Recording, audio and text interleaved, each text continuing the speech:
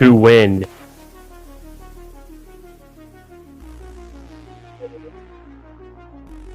You're going to have to take chances. You're going to have to push the limits. You're going to have to get ballsy. On tonight's show, Bindles and I are joined by an extra special guest, a man known for his ball knowledge, a man who's not afraid to push the limits, publishing his own best ball content and rankings, and a notorious winner and finalist, Steve Shoup from the Fanspeak Network. Let's get right into it. Because I'm ballsy. I don't take no shit from anyone. Because I'm a stud. I'm ballsy.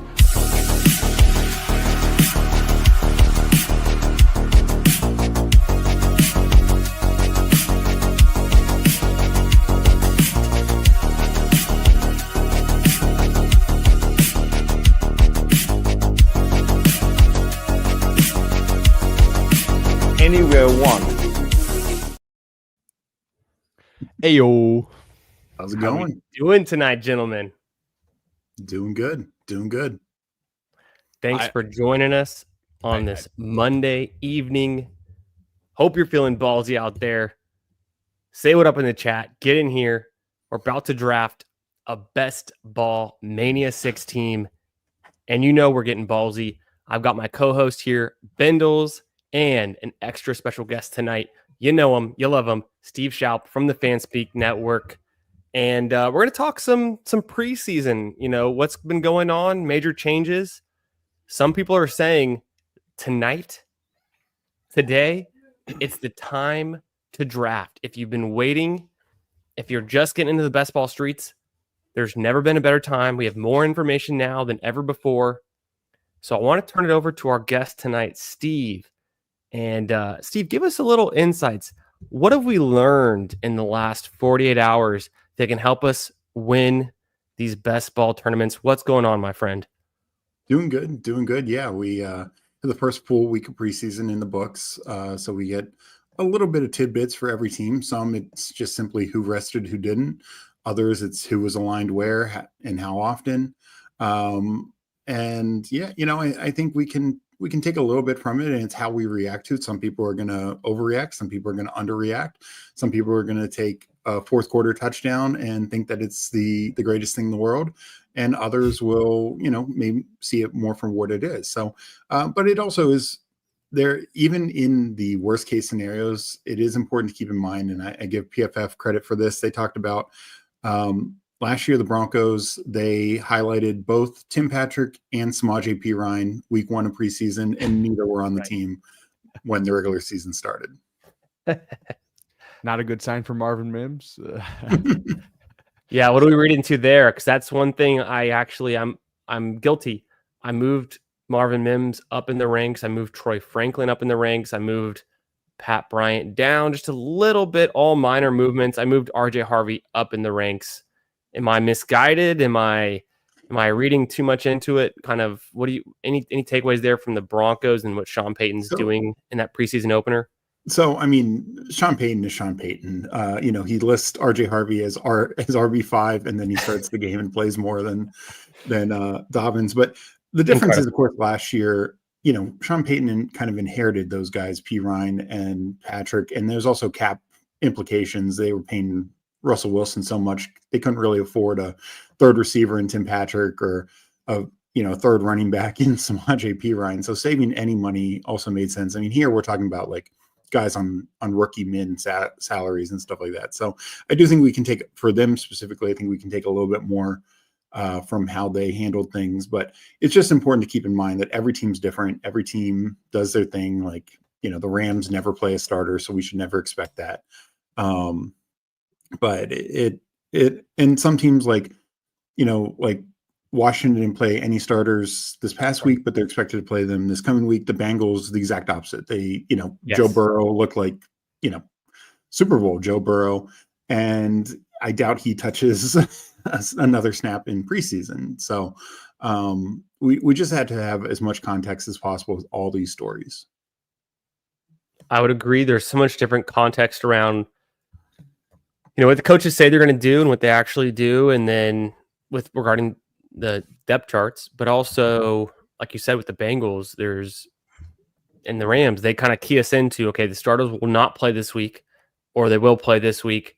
You have teams like the Packers coming across saying, well, we believe that statistically giving our starters at least one series in the preseason is actually good for preventing injuries throughout the year. And so different teams are going at it in different ways. And so I think it's a team by team basis where we should take from the snap counts and the preseason action, what we can get out of it. So Steve, I know you have recently published on your Substack preseason notes from the weekend. And so the Fanspeak Network has a premium Substack that you can subscribe to. It's linked below for those who are interested. I'm a premium subscriber, and I've been digging the articles. I think they're the perfect readable kind of, 5, maybe at most 10-minute read. It's short, it's punchy, it's actionable information, and you also post your rankings in there. So I wanted to ask you a little bit about your Substack subscription that you guys have put out, and kind of what you've been doing with those articles lately and what you got going on recently with that. Yeah. So like you said, the article I posted 2 days ago was for the first 2 nights of games, Thursday and Friday. Tomorrow I'm going to be posting for the Saturday and Sunday games.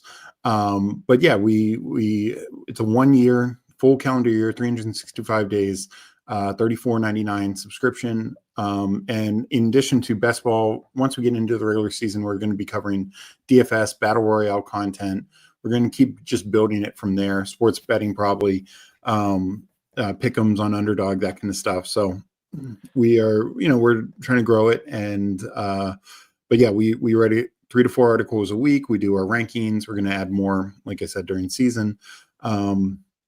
And some other things that we have going on is tomorrow I will be on with Who Hames in the afternoon, and we're going to talk preseason on his channel. And then at night, I believe Meg and I are going to have Sean Mitchell on again, who's been doing this great training camp breakdowns every day. Yeah.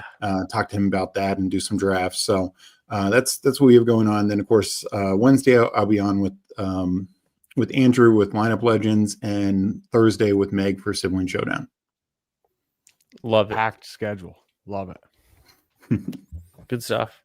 And in other news and notes, besides the preseason games that we all just kind of watched or saw the highlights or the box scores of, I watched a few.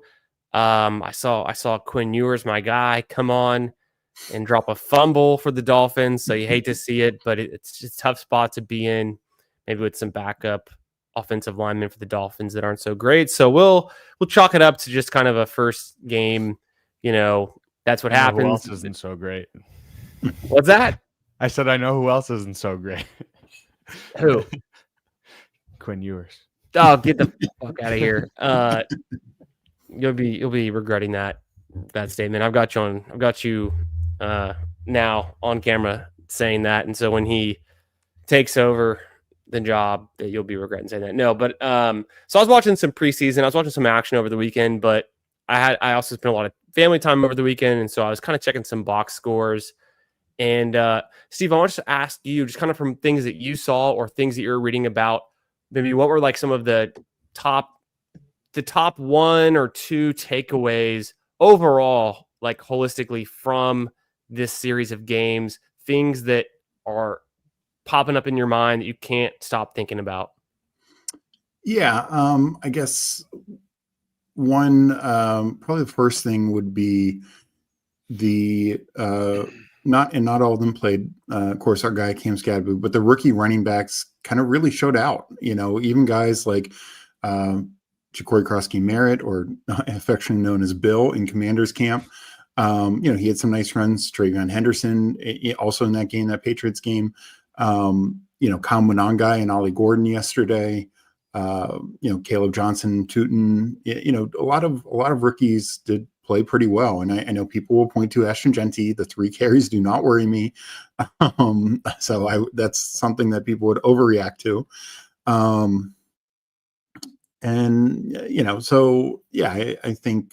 I think we saw like a lot of talent from that rookie class kind of come through with some various guys. So that was good to see.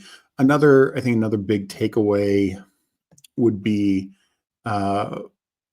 just also kind of centered around a rookie, but the idea that Jalen Milroe is at any point in time going to be taking over for Sam Darnold this year, I think should be, dead in the water. He was clearly the 3rd quarterback, and while his athleticism showed out, and look, I think he's a long-term developmental guy. Bindles is a dynasty guy. Give me him in dynasty. Love him in dynasty. But I don't think he's playing this year. Drew Lock was the clear number 2, and they rested Darnold. It's not like they were like, Darnold needs to come in and prove something here.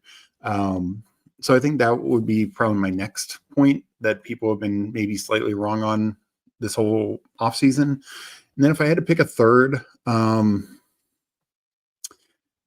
it's tough. The bias in me because of my Drake May exposure wants to say Drake May is the truth, but I'm with you on that one. It was just 2 series and he did fumble in the one, but I like what we see from that Patriots offense. I think they could be really good this year, especially when because Diggs didn't even play. But their offensive line, I will actually say that their offensive line impressed me. Seattle, another one, their offensive line impressed me. The Broncos offensive line, even though some of these guys are backups, like as a whole, these offensive lines impressed me.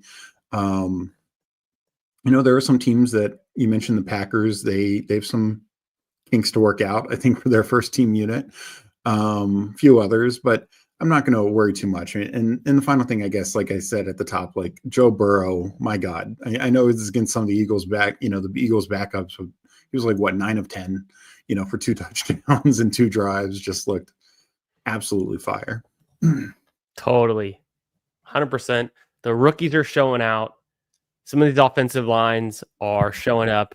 And if there's one thing true in this world, it's Joe Burrow. Joe Cool, he's the man. So, maybe even the fact that we're drafting him where he goes now, and he kind of falls to that range, pick 70 sometimes, where you can stack him up from the 1 spot or the 2 spot with T or Chase.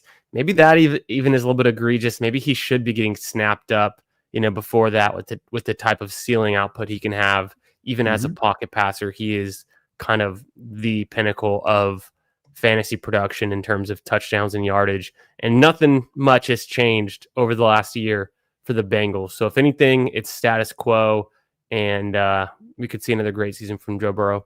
What about you, Bindles? What were your kind of takeaways or things that you've been thinking about since those first preseason games we saw in the last? Yeah, this isn't 48 hours? necessarily. It's not necessarily like play related, but Jaden Reed in the walking boot. I don't think it's anything super serious, but there has been a pretty big drumbeat on your boy Matthew Golden. So he from a dynasty perspective, his prospects profile was kind of weird with him transferring from Houston, and he didn't really come on until later on in the season. But we've been really getting kind of glowing reports from him really the whole offseason, and especially as we get in here into training camp. So I don't think you need to, like, obviously you should probably drop Reed a little bit just because he will fall based on that news. So that's, I'm worried. Prudent to do. Yeah. I read into it and it said it was a cleat injury. So I think someone stepped on his foot. So like, it doesn't sound like anything super crazy. So I don't want to overreact a ton. Obviously, if you can get him like whatever, 5-10 spots cheaper, if people are worried about it, I think that's a fine spot to take him. But I do think you want to bump up Golden a little bit, just mostly because of the camp news and just knowing that he's probably going to be running a lot of routes, kind of that Christian Watson role that we saw from him when he wasn't injured. It's a lot of deep routes. I don't think it'll be a ton of volume necessarily, but I do think it is a fantasy friendly role. Just knowing that that should be a good offense. We've talked a lot about them passing more and just kind of rising the whole tide of the offense up. So I think that's a big one. I think, Travion Henderson. I know it was mostly the kick return that got people excited, obviously, but if you watch some of those other plays, was limited work, obviously, but he just kind of looks like this is the ball watching take, but he just looks like he moves different, man. Like, kind of seems like that Gibbs type mover where it's just kind of like he's just going to outrun everyone else on the field and kind of beat those safeties and those angles from those safeties. I think maybe to start Ramondre, I think we'll still get a lot of the rushing work, the lower value touches, but I think Henderson really could just kind of force his way into a larger role, pass catching role, and come on super strong down the end of the season, especially if we think Drake May is going to play pretty well and kind of raise this offense up. So I would say that's a big one for me. Couldn't agree more. Some solid takes there, and I think we've covered it. The preseason. It's only the first official week of the preseason, but there's a lot of actionable information, and we'll continue to get some more good information. Unfortunately, some player injuries as well. Matt Stafford. What the hell is going on there? What the helly? Should we touch on that and how we're approaching that, Steve? How have you been handling that with the Rams? I've lowered Stafford to like the 190s. I had him in the 150s. Kind of, a month ago I had him ahead of ADP because I really thought this could just be the year with Adams and Puka, plus Higbee back, rookie tight end, offensive line relatively healthy. It all seemed to be coming up roses for Stafford, but right now, it doesn't look good. I moved Puka down like 2 spots. I moved Adams down like a spot. ADP. I'm worried more for Puka just because where he's at, like he has to be a top, not just as a top 10, but essentially wide receiver 6 to pay off. Where Adams, I think he was going too low as like wide receiver 15, 16. So he could still kind of be fine. But yeah, so it's scary. It's worrisome for sure. Steve, straight up, Matthew Stafford, no context. Matthew Stafford, Anthony Richardson. Option C. I'll give you a better one. Matthew Stafford, Sam Darnold. Sam Darnold. Snap call. Yeah. Matthew Stafford, Aaron Rodgers. Aaron Rodgers. Okay. I think I've figured out where we're standing there. Yeah, you said 190 for Stafford. Now, if the health comes back clean, like, look, he can outplay those two for sure. But it's just those guys I think are playing every week. Aaron Rodgers outside of the Achilles, and he's had a few other injuries in his career, but dude played every game last year, and he had like 11 games of 15 or more fantasy points. Finishes like quarterback 15 when you take out a few like guys who didn't start more than like 2 games. I think he's a fine middle of the pack type quarterback. And same with Darnold. Like, I don't think Darnold's going to do what he did last year, but I think he set up pretty well with Kubiak, who he was with a couple years ago in San Francisco. And, they have decent weapons. And like I said, I think the offense line's a little better. Kubiak, you got me going there. A player you and I talked about a couple months ago, MVS. And he is potentially losing his starting spot or losing some snaps to one Torrey Horton, who I had followed his college career and was always a fan of his. And maybe I just kind of lost sight of why I originally was such a fan of his. But with, the showing that Torrey Horton has had in this preseason and the drumbeat, the hype around him, do you have any thoughts or any movement there for how you see the Seattle wide receivers kind of falling in line this season and their production? Yeah, so I have moved MVS down slightly. I moved Horton up. I'm taking Horton more to kind of balance the two. What I will say to the credit on MVS, one, his connection to Kubiak last year with the Saints, and he's just always known as a deep ball threat. And Horton, I think, could be a little of everything, but I don't know if he's specifically like this elite deep ball threat, like Rashid Shaheed was also for the Saints last year. But the other thing is, MVS did sit week 1 of the preseason, along with every other starter or significant backup, like both Walker, who's banged up, and Charbonnet, of course, JSN and Cup.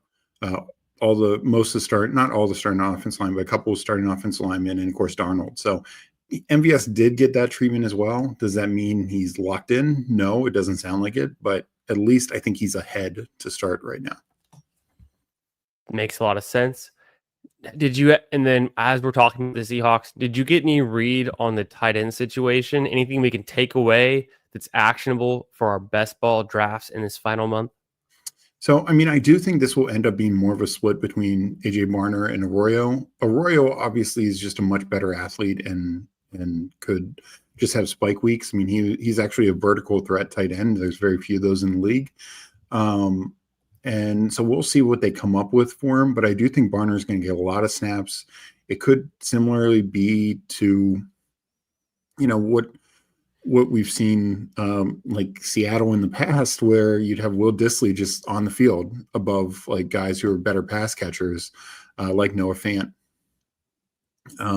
So that could be, and which did help make Noah Fant not fantasy relevant. So that is a concern. I do take Arroyo still with some Darnold stacks, but I do think he should probably slide back to the 18th round because he had moved up to like the 16th. I think he's a better fit in the 18th round.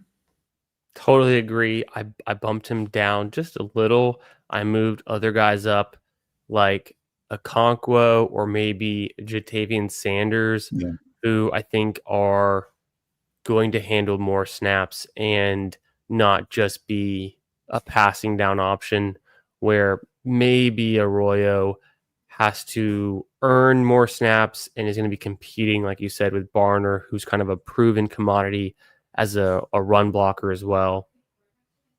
Yeah. I want to catch up with the chat here, and then I think we'll get right into our ballsy take of the week. But we also have one other news item.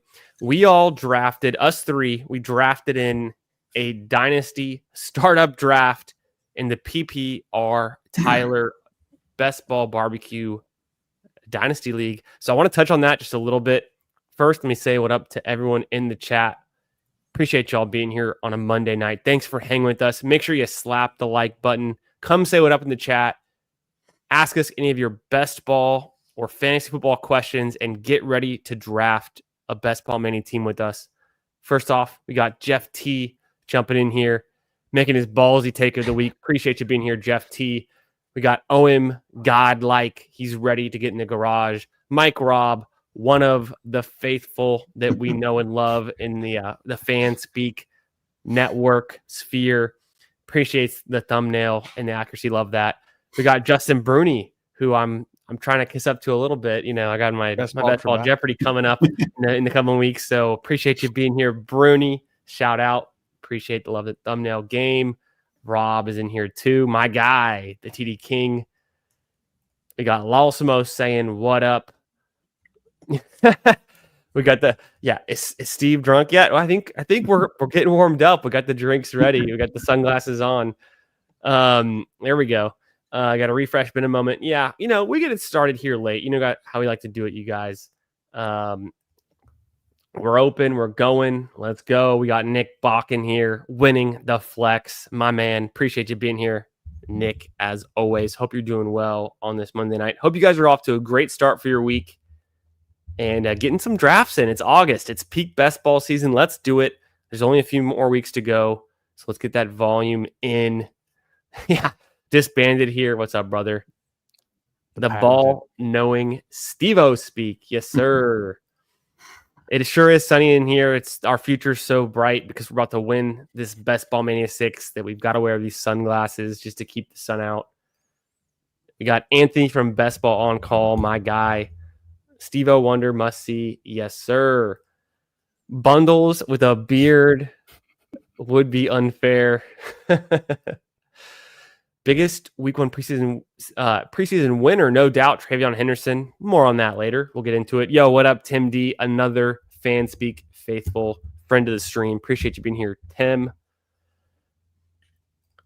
Already won BBM? Yeah, we'll see. Post it on Twitter. Follow us on Twitter. You got at Bindles90, at FFB Garage, and at Steve-O Speak. So tag us in your favorite Best Ball Mania draft if you dare. But hey, who knows? Famously, Justin Herzig drafted his team on August 20th. So we're not quite there yet. There's still time to win Best Ball Mania, I will say. Here we go. We're off the grind. I have no idea. I have no idea what Mike's talking about there, but I love it. Incredible, Mike. Deep cut there. Oh, yes, sir. In the Vipers. Bindles, are those Vipers tonight, Bindles? What do you got on? No, they're not official Vipers. They're knockoff Vipers. Gas station Vipers. Love to see it. I've been looking for some good gas station Vipers myself, but they're honestly out of my price range. Even the knockoffs are pretty expensive. So I'm getting there. I'm working towards it. Got to win one of these tournaments. It's worth it. Yes, sir. Yes, Tim D, a big fan of the Fanspeak Substack subscription. I see Tim in there liking the articles, commenting on them. Thanks for being here, Tim, a friend of the stream. God, disbanded. Get out of here. Get out of here with that. We got Meg in here. Appreciate you stopping by. What's up, Meg? And Fantasy Dog, number 15th, like always, giving the shout out. He's here to get ballsy. Appreciate you, brother. Hope you're having a great Monday night. Make sure you guys slap the like here. You've got Bindles and Steve's socials all in the description. You know where to find it. So make sure you check them out if you haven't already. Disband it. Get out of here with the Quinn Ewers hate. Thoughts on the Bears offense? That's something we can get into for sure. We'll get into that. We can catch up real quick. Yeah, 10 minutes were Shedeur. I don't think we've touched on Shedeur yet, which is, we'll see if we get there too. You got Mr. Neil Orfield stopping by. Who are these handsome fellas? Well, you know how we do, Neil. Appreciate you being here, my friend, and stopping by with the kind words. Yeah, we got Steve in the lower screen. Cool comp, Steve. Man, you guys are going off. The average height of the stream is 6'4". Steve, you're pretty tall yourself, aren't you? Yeah, I'm 6'5". Damn, we got a new tall king. Lineman. I don't know if we ever mentioned that. I mean, you just brought the average height of the stream up by about a quarter inch or half inch there. This is probably the tallest stream. Love it. Guy should start a basketball club. You know, I famously retired from pickup basketball. It is the injuries, you know, they accumulate. Somehow I'm still playing in a beer league, softball league. Neil would know with the softball injuries. He's dealing with a calf injury, I think, himself. But the injuries, they're never ending. Disbanded here. Like the video for an extra surprise. Ooh, you never know what you're gonna get. We made it through. We're getting through all of the chat, all of the bros. Fan on the Seahawks. On the previously. He's in the Bengals, right? On the Bengals now, though. Yes, sir. We got Chris B stopping by. CB Jets fan, always with the kind words. Appreciate you, brother. Thanks for being here. Thanks for giving us the shout out. And hope you're having a great Monday night, my friend. Yes, sir. Yes, sir. Appreciate you, my man. Disband says Gilbert Arenas already drafted the BBM6 winner. I mean, if Gilbert Arenas wins this BBM6, that'd be wild. We might all have to quit. Pure chaos. Might have to just quit. That would be. Oh, being playing good from behind not yours. Okay, that makes sense. I see what you're saying. Let's go. Jets O-line looking good. Everyone in here except for Hartman. Hartman. Did I miss Hartman? Hartman. I thought we'll see. We'll see if Hartman stops by. Maybe I scrolled right past it. But shout out to Hartman, the man. Beer League softball is not for the weak. the injuries are insane. I mean, our starting pitcher, his ankle right now looks like a pumpkin. It's all swollen up. And so it's incredible. We made it through. Wow, what a segment. Getting just through the chat was quite a task there. But we made it through a couple topics. We got a shout out to Shedeur Sanders and the Bears. I want to send it over to Bindles first. Bindles, any takeaways briefly about the Bears or Shedeur Sanders? Yeah, Shedeur Sanders, I'm still not sold. They signed who's the guy, the Pro Bowl, Tyler Huntley, Pro Bowl QB, who was the number 2 quarterback. And then they have Flacco, they have Dylan Gabriel. Like, I think it's going to be a shit show. Like, I wouldn't bet on any one of them. And I know Shedeur, he looked good, but it wasn't against the starters or anything like that. So I'm not in on Shedeur. Like, fine in Dynasty if you got him in like the 3rd, 4th round, something like that, but not in best ball. You're not taking him right now. And unless we get like extremely, extremely positive camp news in the next few weeks, I'm holding off. And then the Bears, you know what? I actually was talking about this with one of my friends when I was in New York City a couple of weeks ago, but I think the market is just very, very confident that the Bears are going to be pretty good. And I'm not saying that they are necessarily wrong, but I think the level at which people are baking in the Ben Johnson bump might be a little bit too high. Their O-line, it definitely did improve. They brought in some free agents, and Joe Tooney is really good. But I forget who the other center or guard they brought in. He was like, Dolman, I think he's from more the like, Falcons. yeah, I think he like was good or like was like above average. And then I don't know if he's like still actually that good. Like, he's probably about average. You know what I mean? He just kind of has a little bit of that name value that sticks with you, kind of like a Madden rating where you're just like, you get buoyed up for making one Pro Bowl for like 3 more years after that. So yeah, all of that to say, I like the cheaper pieces. Like, I think Loveland is just one of my favorite picks on the board for how deep he goes. Top 10 pick, just extremely, extremely talented. Basically a wide receiver that's 6'5" and 240. That's pretty solid there, especially we've seen in the Ben Johnson offense, the tight ends be super productive. And then Burden, I think obviously he fell to the 2nd round, but mega producer in kind of, early on in his years at Missouri, even with bad quarterback play. So I think that those are going to be the guys, the rookies that they handpicked, brought in, and are going to try to get them involved, especially in the second half of the season, that post-bye rookie bump. Shout out to the underdog crew, Hayden, and I can't remember the other guy's name right now, but yeah, I don't know why I couldn't remember that, but it's been a long day. But yeah, I think those would be the guys. I think Swift is a fine pick. Like, I think he probably will get most of the work. We've seen Monangai get a little bit more hype after that preseason game. I still think it's Swift. I mean, Swift sneakily had like 300 touches last year. So even if he loses a little bit of work, I still think he can be a fine click, but not someone I'm like super, super excited about, especially if he doesn't really get the goal line carries as much, if it is Monangai or Roshan, right? Or Jamal Williams if they bring him in. I don't know.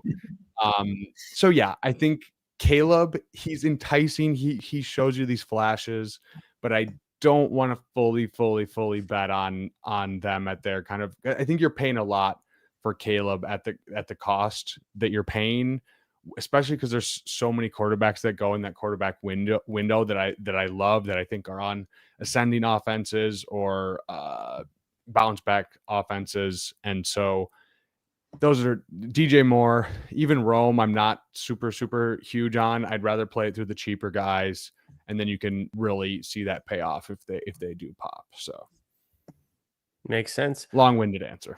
No, it's great. I was just scrolling through the news because you mentioned Jamal Williams, and that reminded me. I think I saw that he signed somewhere today, but I can't. He signed with. I know he's visiting with the Dolphins, so he hasn't signed anywhere yet. They had the Alexander Madison just went on IR. Yeah. I saw Alexander Madison on IR. We know it. We've got we had Marshawn Lloyd and Emmanuel Wilson both back at practice today, fighting through injuries. The Rashad White day-to-day with the groin. Similarly, Alec Pierce day-to-day with the groin. Other news, Amir Abdullah, not really fantasy relevant, but he went on IR with a rib injury, which is just more of the 49ers running back room being snake bitten overall. Jeff Wilson, former 49ers star, re-signed with the 49ers. Jeff Wilson signing with the 49ers. And then a few things I just saw as I was scrolling through looking for Jamal Williams update. Jordan Watkins, who's kind of a maybe a dynasty taxi squad guy or a deep sleeper that people have known about for a wide receiver for the 49ers. He's dealing with a high ankle sprain and he's going to miss at least a month. So he's kind of like out of commission right now as well. The 49ers just can't get past these injuries. They just, whether it's running back or wide receiver, they keep getting dinged up. It's incredible. It's George Hill season. I guess so. Steve, how did you feel about that dynasty draft? I liked your strategy. You went bully QB early. You picked up a good mix of falling T. Higgins, Cortland Sutton, a pretty good value where you got him. How do you feel about your team overall and how the draft went? Yeah, I mean, overall, I had the 10th pick, and I wasn't necessarily expecting Bowers to be there or that I would take him. But because quarterbacks weren't flying off the board as I thought they were, I was a little surprised with all the positional guys to go ahead of me. And especially when you see it's a tight end premium, it's half point PPR, tight ends get a full point. And so it's like Bowers has the ability to catch the ball 100 times like a Justin Jefferson, like, these other elite receivers. And he's actually younger than them also. So that to me ended up being a no-brainer because I think he's the one tight end that could just totally keep that role. I mean, I've talked about before, not that I dislike McBride, but McBride has an actual alpha receiver competing with him, potentially in Marvin Harrison, depending on what you think on him. But you could just see Harrison start to eat into that workload. Bowers has Jacoby Myers. I don't think anything's happening there. And then, so I did get 3 young quarterbacks. I debated the first one and probably went poorly, but I chose I think this year over full future of Bo Nix versus Drake May. And I mean, I kind of regretted that even after I made the click. I don't know if there's a wrong answer there, but I just love Drake May long-term. But Bo Nix, Stroud and Trevor Lawrence, I think is a good QB mix. And so, I kind of wanted to have a future, but also compete for this year, particularly when we saw some teams like definitely not competing for this year. So it's like your odds are probably the best to win this year than any other year if you are competing. True. There was a team in the league, and you guys might know him. He went 0 QB, which I thought was a very interesting approach in Dynasty Super Flex. But one BBG started off with a 0 QB approach to a Super Flex Dynasty League. Not very functional to not have any starting quarterbacks, I will say. I mean, he's definitely going for the future for sure. Like all their picks were like rookies or sophomores. But it's like, you're not going to really compete this year when like Jackson Dart, I think, was his first quarterback. I think he had 2 tight ends before his first quarterback. I'm just saying. Yeah. So, that was my approach. And mixed in some like late veterans with some young guys. Definitely not as young as I'd love for a dynasty team, but I just also kind of was like, I'll take what the room gives me. I'm not going to force too much. Yeah, take the values. I think that's smart. No, I really like your team. I think you have a very like plus EV approach with the 3 quarterbacks with Bowers. That's going to raise your floor and ceiling a ton. And then getting Jacobs and Walker, 2 guys I really like this year as your 2 RBs, guys that I think have RB1 upside in over the season and in any given week, and then filling it in with some cheap flex fillers. I think this is a Bindles ass team, so I like it a lot. How did you guys feel about your team? I feel pretty good. I think getting Josh Allen is just like, I mean, honestly, top 3 quarterbacks. You can debate Hurts, but that just kind of allows you so much more freedom to push your QB2 and QB3. I think I think we got a good mix of receivers. A little bit later on, we got Godwin, we got Burden, we got Diggs. We don't have Genty and Tet here because we had to put him on taxi, but Jennings. So a lot of guys were like, we don't necessarily have a guy there in the flex, but I think we'll be able to cobble it together early on in the season, and hopefully one or two guys pop to fill in those flexes. And then getting Penix to fall to 5'11". I know I was very surprised. I was on the stream with PPR Tyler that he did not take Penix instead of Goff. But I think it's a pretty good value there getting Penix. I don't have a ton of him in Dynasty. I think his cost has been a little high, but that's at a point where I'm willing to take the shot. And then getting Tua to fall all the way back around to us in the 7th round was pretty crazy. So I think that really kind of unlocked our build where we have two quarterbacks that obviously they're not running quarterbacks, but I think, should be solid offenses. And getting both of those guys really kind of unlocked our build with the way we played it. So Steve, I liked your team. It reminds me of one of my my other Dynasty teams that I've been managing for quite a while, over 5 years now. And what I ended up doing in that league, where I felt very secure with my running backs and my QBs, kind of like the foundation you've built, is I ended up over time just learning that it was in my best interest to kind of take the best available rookie wide receiver every rookie draft from then on out, just to replenish those wide receivers. And I've ended up building a really, really strong young wide receiver core over the last 3 seasons, but it took me a while to kind of figure it out. But I've always had a foundation with like running backs and quarterbacks that were like very good in that situation. So that your team kind of made me think about that. Although you do have the elite tight end situation that I don't have in that same situation. So I think you have even a better spot to be in.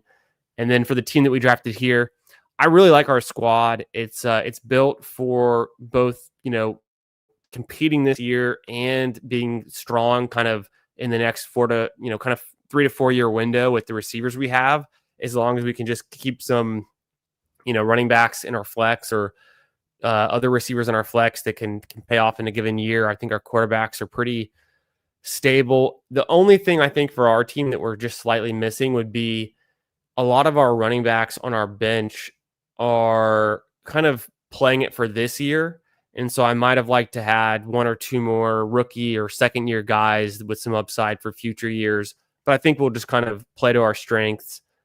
And that just comes down to maybe making trades later on or drafting the best available players and falling into some situations where we might get, a 2nd or 3rd round rookie pick running back in the next season that could become startable, like a Bucky Irving guy over the next week. You got to get lucky with some of these picks, but I think we don't really have any gaps in our team as well as so where I feel pretty good about that. But it was definitely a fun draft. It was the first half with the 1 minute clock, very doable. The second half with a 30-second clock was rapid fire. So we were we made some mistakes. Mistakes were made, but overall, I think we took advantage of whatever could fall to us. And it was a fun experience for sure. I definitely agree. I really enjoyed it. It was a lot of fun. And it should be a good year. Too bad we didn't take Ricky Person. I know, Ricky Person, the person of the hour. Steve, are you familiar with the Ricky Person lore going around? Not entirely. I saw some stuff on Twitter, but I didn't really look into it today. So on an FFPC main event draft last night in the evening time, it was one Chess Liam, might have heard of him. He's somewhat known in the best ball streets. Jacob Sanderson, we all know, and of course Ron Stewart, Mr. August. They're drafting an FFPC main event team out of the 2 spot or so, or wherever they were. No, they're on the back half of the board. Regardless, it wasn't 12 spot. Yeah, 12 spot. It wasn't their team. They're in the 12 spot actually. The team was, I think, in the 3 spot or the 4 spot, and this is a team where the event happened I think it was the 5th round. And I was watching this live, just kind of listening in last night. I think it was the 5th round.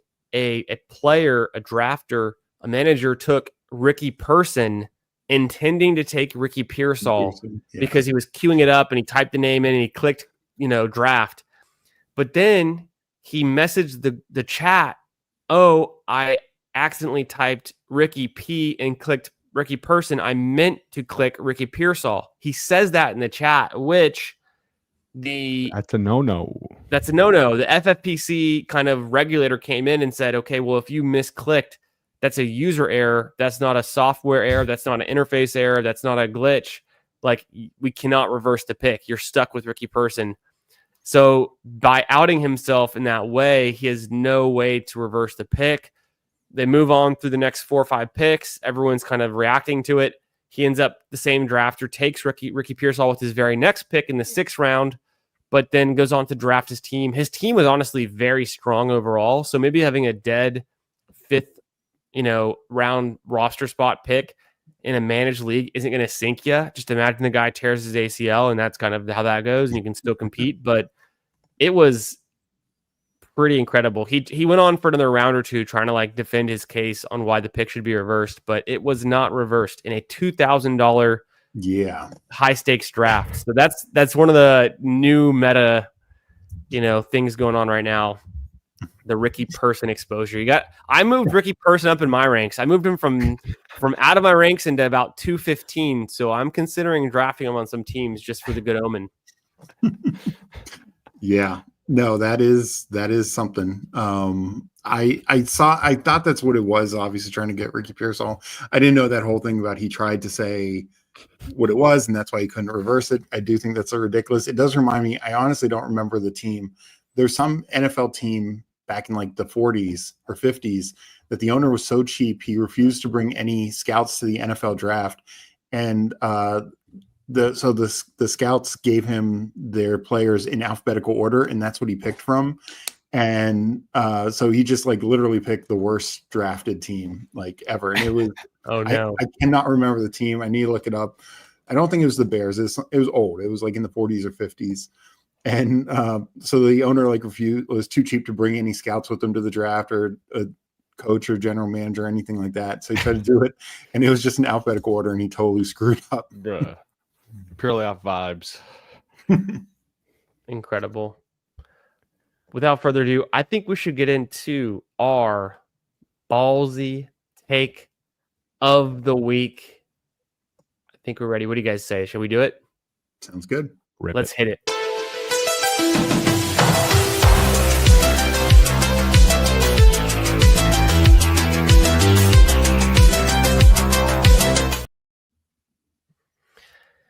This rookie running back was notorious for his freshman year that he put together as a true freshman.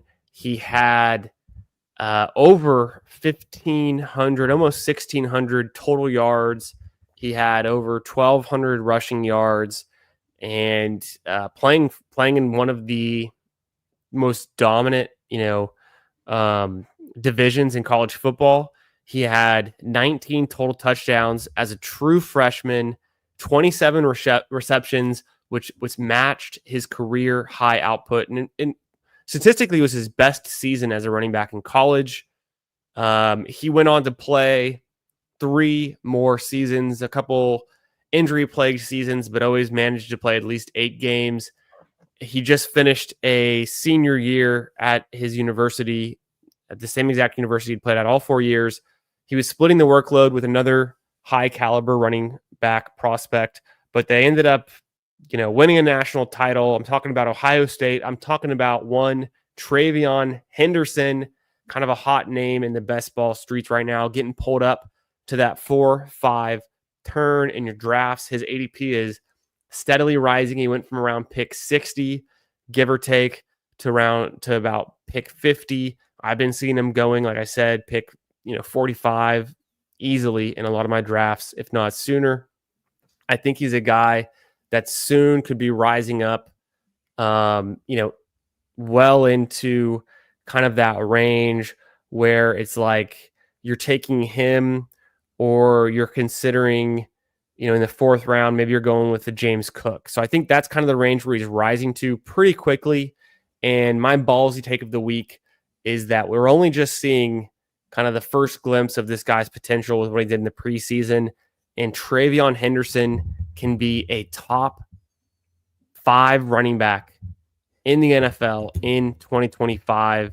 If the Patriots offensive line can surprise a little bit, be better than we expect, if Drake May can take a step forward and this offense is actually scoring touchdowns, I think Travion has the 3-down skill set, the explosiveness, and the pass catching ability. We've seen it, in the college football playoffs. He can take a screen pass 60 yards to the house on a given notice. This guy is fast, explosive. He's got the good size speed. Bindles was alluding to it earlier. Kind of reminds you of one Jahmyr Gibbs a little bit in a similar caliber, even has better college production than Gibbs. Travion Henderson, ballsy take, top 5 running back. Go get him in your drafts. He's going to keep rising. I like it. I like the bold take.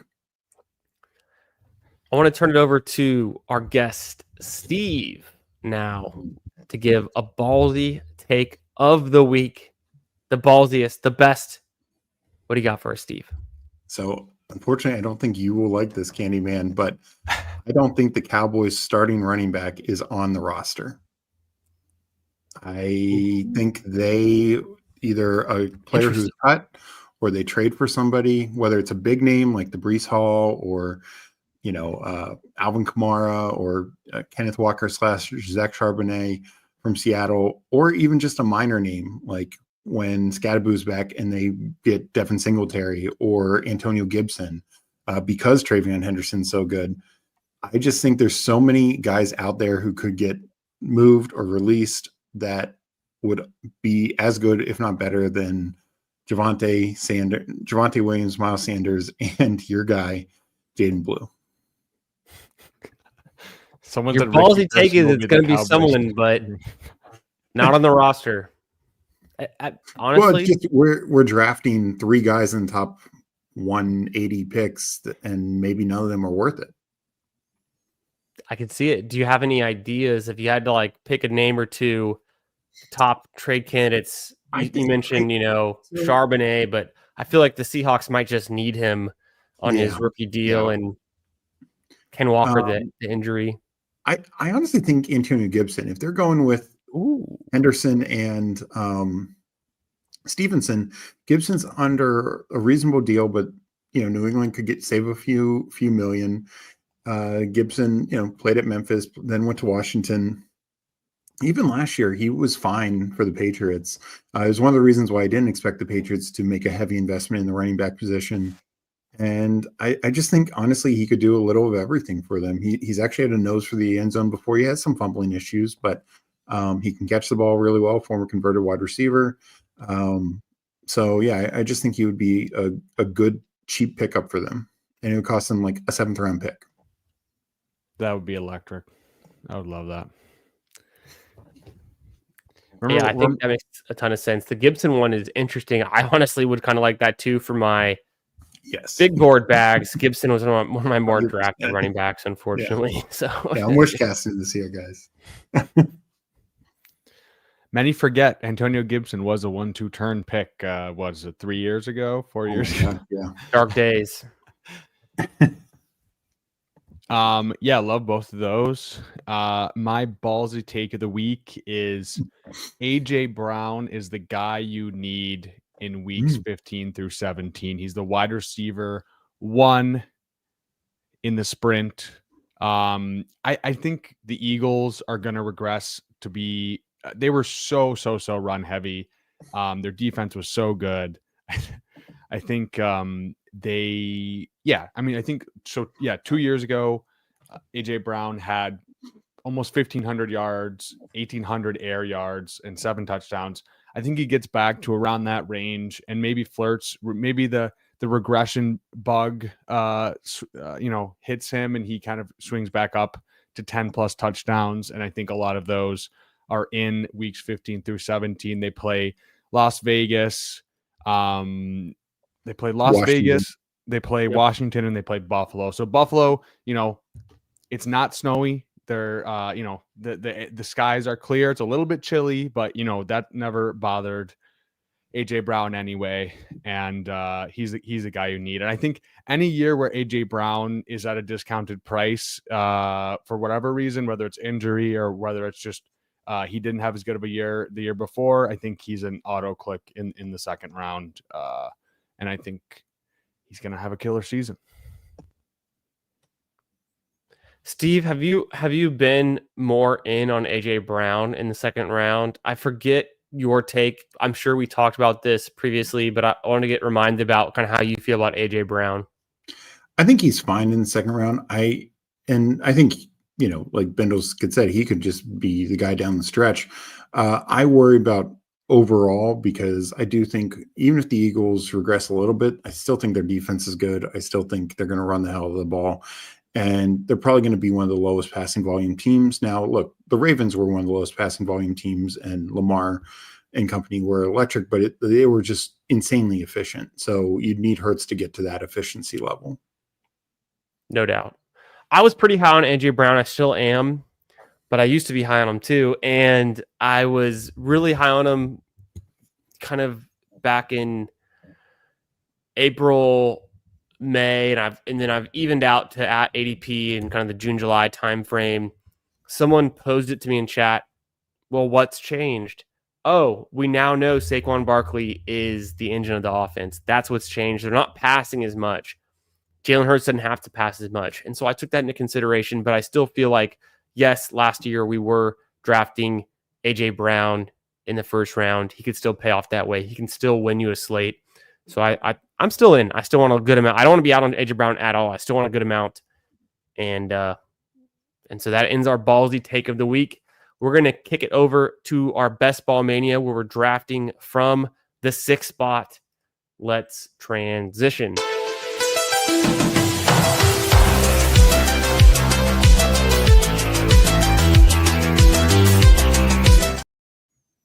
Here we are. And I appreciate you guys being with us here tonight. Hope you guys are having a great Monday night, feeling ballsy, drafting some best ball teams, not taking shit from anyone, smoking your stogies inside. That's how we like to do it here. Nothing better. Nothing better. Nothing better. We got Steve here with us from the Fanspeak Network. Make sure you've hit like on the stream. Make sure you've checked out Steve's socials below in the Fanspeak Substack subscription. We're on the clock, Steve. In the 6th spot, we've got Saquon, McCaffrey, Neighbors. How do we want to play this one, my friend? I'm taking Saquon. I just think. Yes, sir. I know the Landon Dickerson injury, but it doesn't sound too serious. It sounds like they escaped anything season ending. And, he, despite everything last year, yes, I don't think he runs for 2,000 again, but he had 13 carries inside the 2-yard line that got stopped. Like if just 3 or 4 of those go in, that accounts for a lot of yards, and he could still be RB1 or 2, I think pretty easily. Definitely. Yep. 100%. PPR. Take the guy who's going to score a lot of touchdowns. Good offense. Easy game. Easy math. Easy game. Fantasy doesn't have to be hard. We've got one Justin Bruni in the 3 spot in this draft, taking Bijan Robinson, and so we've got a little, interesting room here so far. FanDuel face off.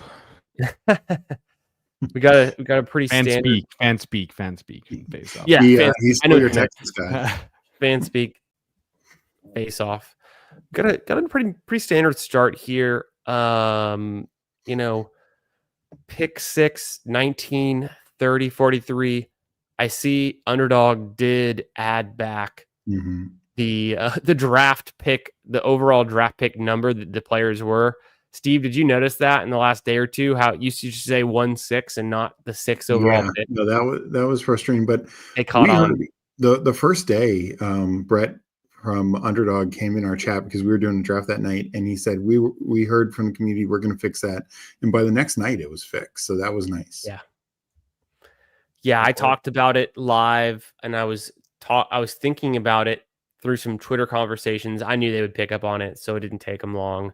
they're pretty receptive to the feedback, which is always good. One of the reasons we enjoy drafting on the Underdog platform is it's just a good, fun place to be, and they're constantly improving the product. I'm honestly a fan of the new draft board. I think Bindles was saying, weren't you saying you didn't really like it? Yeah, I think it's growing on me. Okay, good. Steve? Yeah, no, now that they have the pick number back, at first I didn't like it for that reason, because that is key to me. But having it back, I'm good with it. So I got my combo tool up. I don't have Saquon with Bowers or Ladd. I'm open to any pick though. Steve, how you feeling? I generally lean Ladd. Let's do Ladd. You know, I'm actually one. I don't think Keenan really hurts him too much. No, I honestly think it just makes the offense that much better and more total opportunities. I mean, we're already counting on the fact that they drafted a second-round pick in Trey Harris. Now it's Keenan Allen. Yes, obviously Allen is a little different than a rookie, but I think the Chargers. Well, I do worry about the Slater injury, but they do have Joe Alt. I mean, this guy would be a left tackle on 28 other teams in the league already. Okay. So it's pretty good, I think, from that department. And then the other thing I'll say is down the stretch last year when, Ladd, we always talked about the post-bye rookie bump when Ladd, and he was banged up early to start the year, and so was Herbert. Down the stretch, Herbert averaged, I think it was 32 and a half attempts a game, which it extrapolated over 17 games would have been 8th or 9th in the league.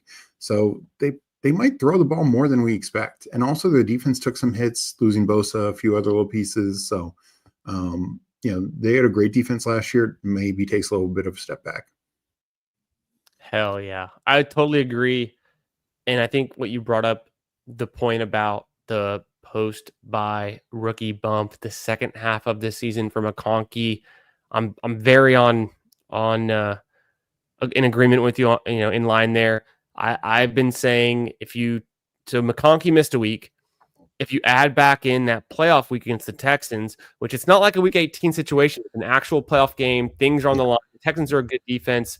If you count that as his 17th game, his 17-game pace, it bumps up his average, fantasy points per game by an entire point. So it's pretty substantial. He was coming on hot at the end there, and it can be a big part of, but look at that Jefferson Bowers Hampton start. That's pretty nice. Do we go McBride here?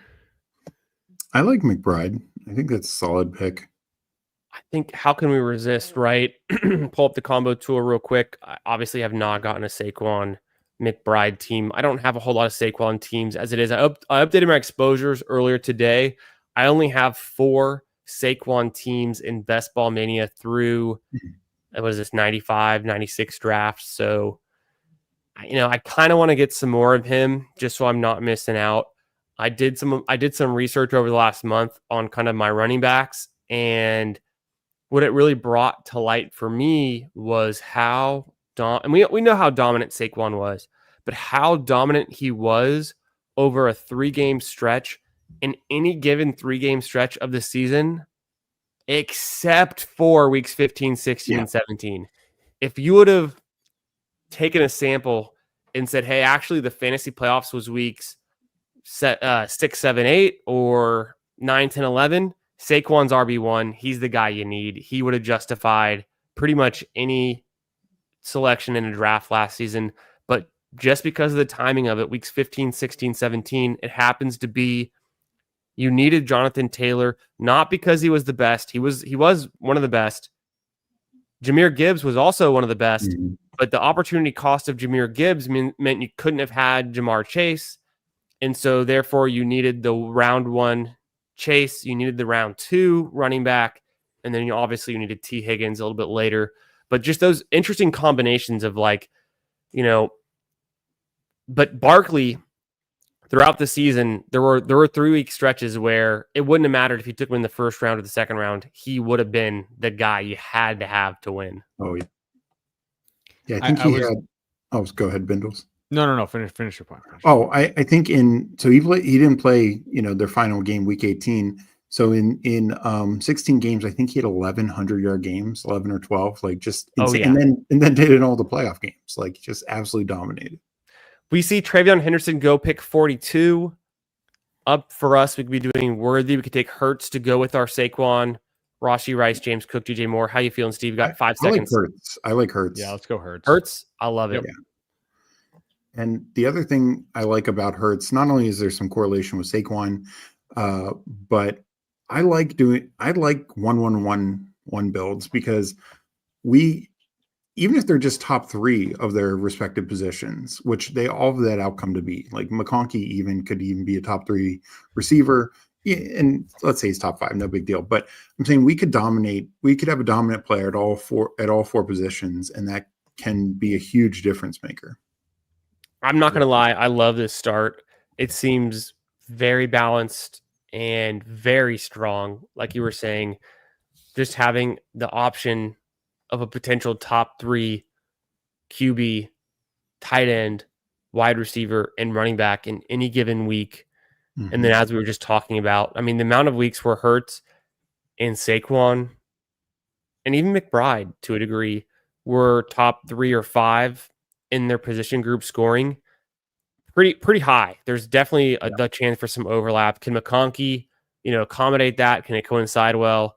To be determined, but we feel pretty good about it. We're coming back up on pick 54. We saw Travion Henderson again go pick, what was it, 42. Incredible. We could do some good receiver options coming up here. There's Devonta Smith for the stack. Zay Flowers is another pick that I like. Rashee Rice is there. He's injured, or not injured. He's potentially suspended. We all know that. I like the stack. Yeah. Go with Devonta Smith. Keep stacking Eagles. Yep. Yeah. Too easy. Cha-ching. And when you take Hurts in that area, you don't really get Devonta Smith back that often. So that's true. I think that makes it a little more unique. Like sometimes you can do this Barkley, Hurts, Smith, like maybe from the 3 hole, but not from here, which means like McConkey and McBride, particularly McConkey, I think make it very unique. Yeah, I was a little sad.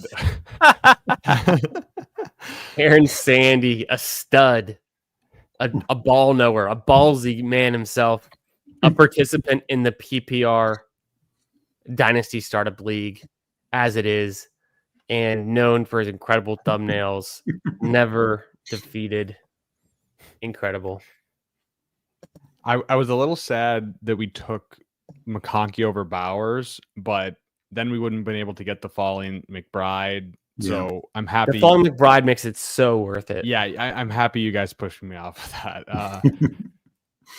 It was a 2 versus 1. We did get it though, because part of me, the Bindles inside of me, the Bindles part of my brain wanted me to go Bowers at pick 19. The slappy side of you. The slappy side of me, but it's all about opportunity cost. The wide receivers in round 3, pretty gross. Not the best. You might as well grab Mike Evans. You might as well take Devontae Adams.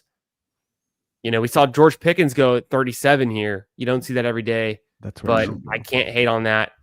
We also see Ricky Pearsall go pick 61. That's a little bit earlier than usual, but not too unusual, I will say. Flowers falling to 6'2". That's pretty far. Mm-hmm. Yeah, the Flowers fall is incredible there. Yeah, we got a kind of a weird room. We got I guess Harvey and Henderson both moving up. Definitely changes the math a little bit. We're coming back around. It's a range of wide receivers here, except for Caleb Johnson. Steve, how are you feeling here? I would probably go Diggs, but that's me. I also like Caleb. Some of the other receivers, Addison, I think is always in play, but sometimes he falls with the new suspension. Yeah, I'm cool with going Diggs here. I think we definitely want to consider receiver just so we don't get too far behind. And Diggs healthy, primary target for this offense. We're hoping good things for the Patriots.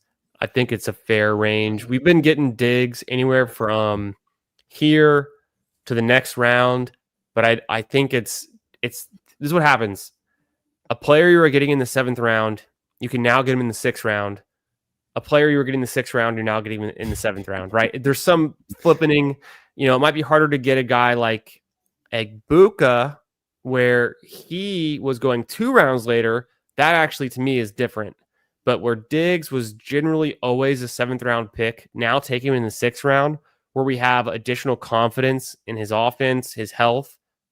That's just gathering more information. I think we're more certain about his outcomes than we were before. So I'm cool with him there.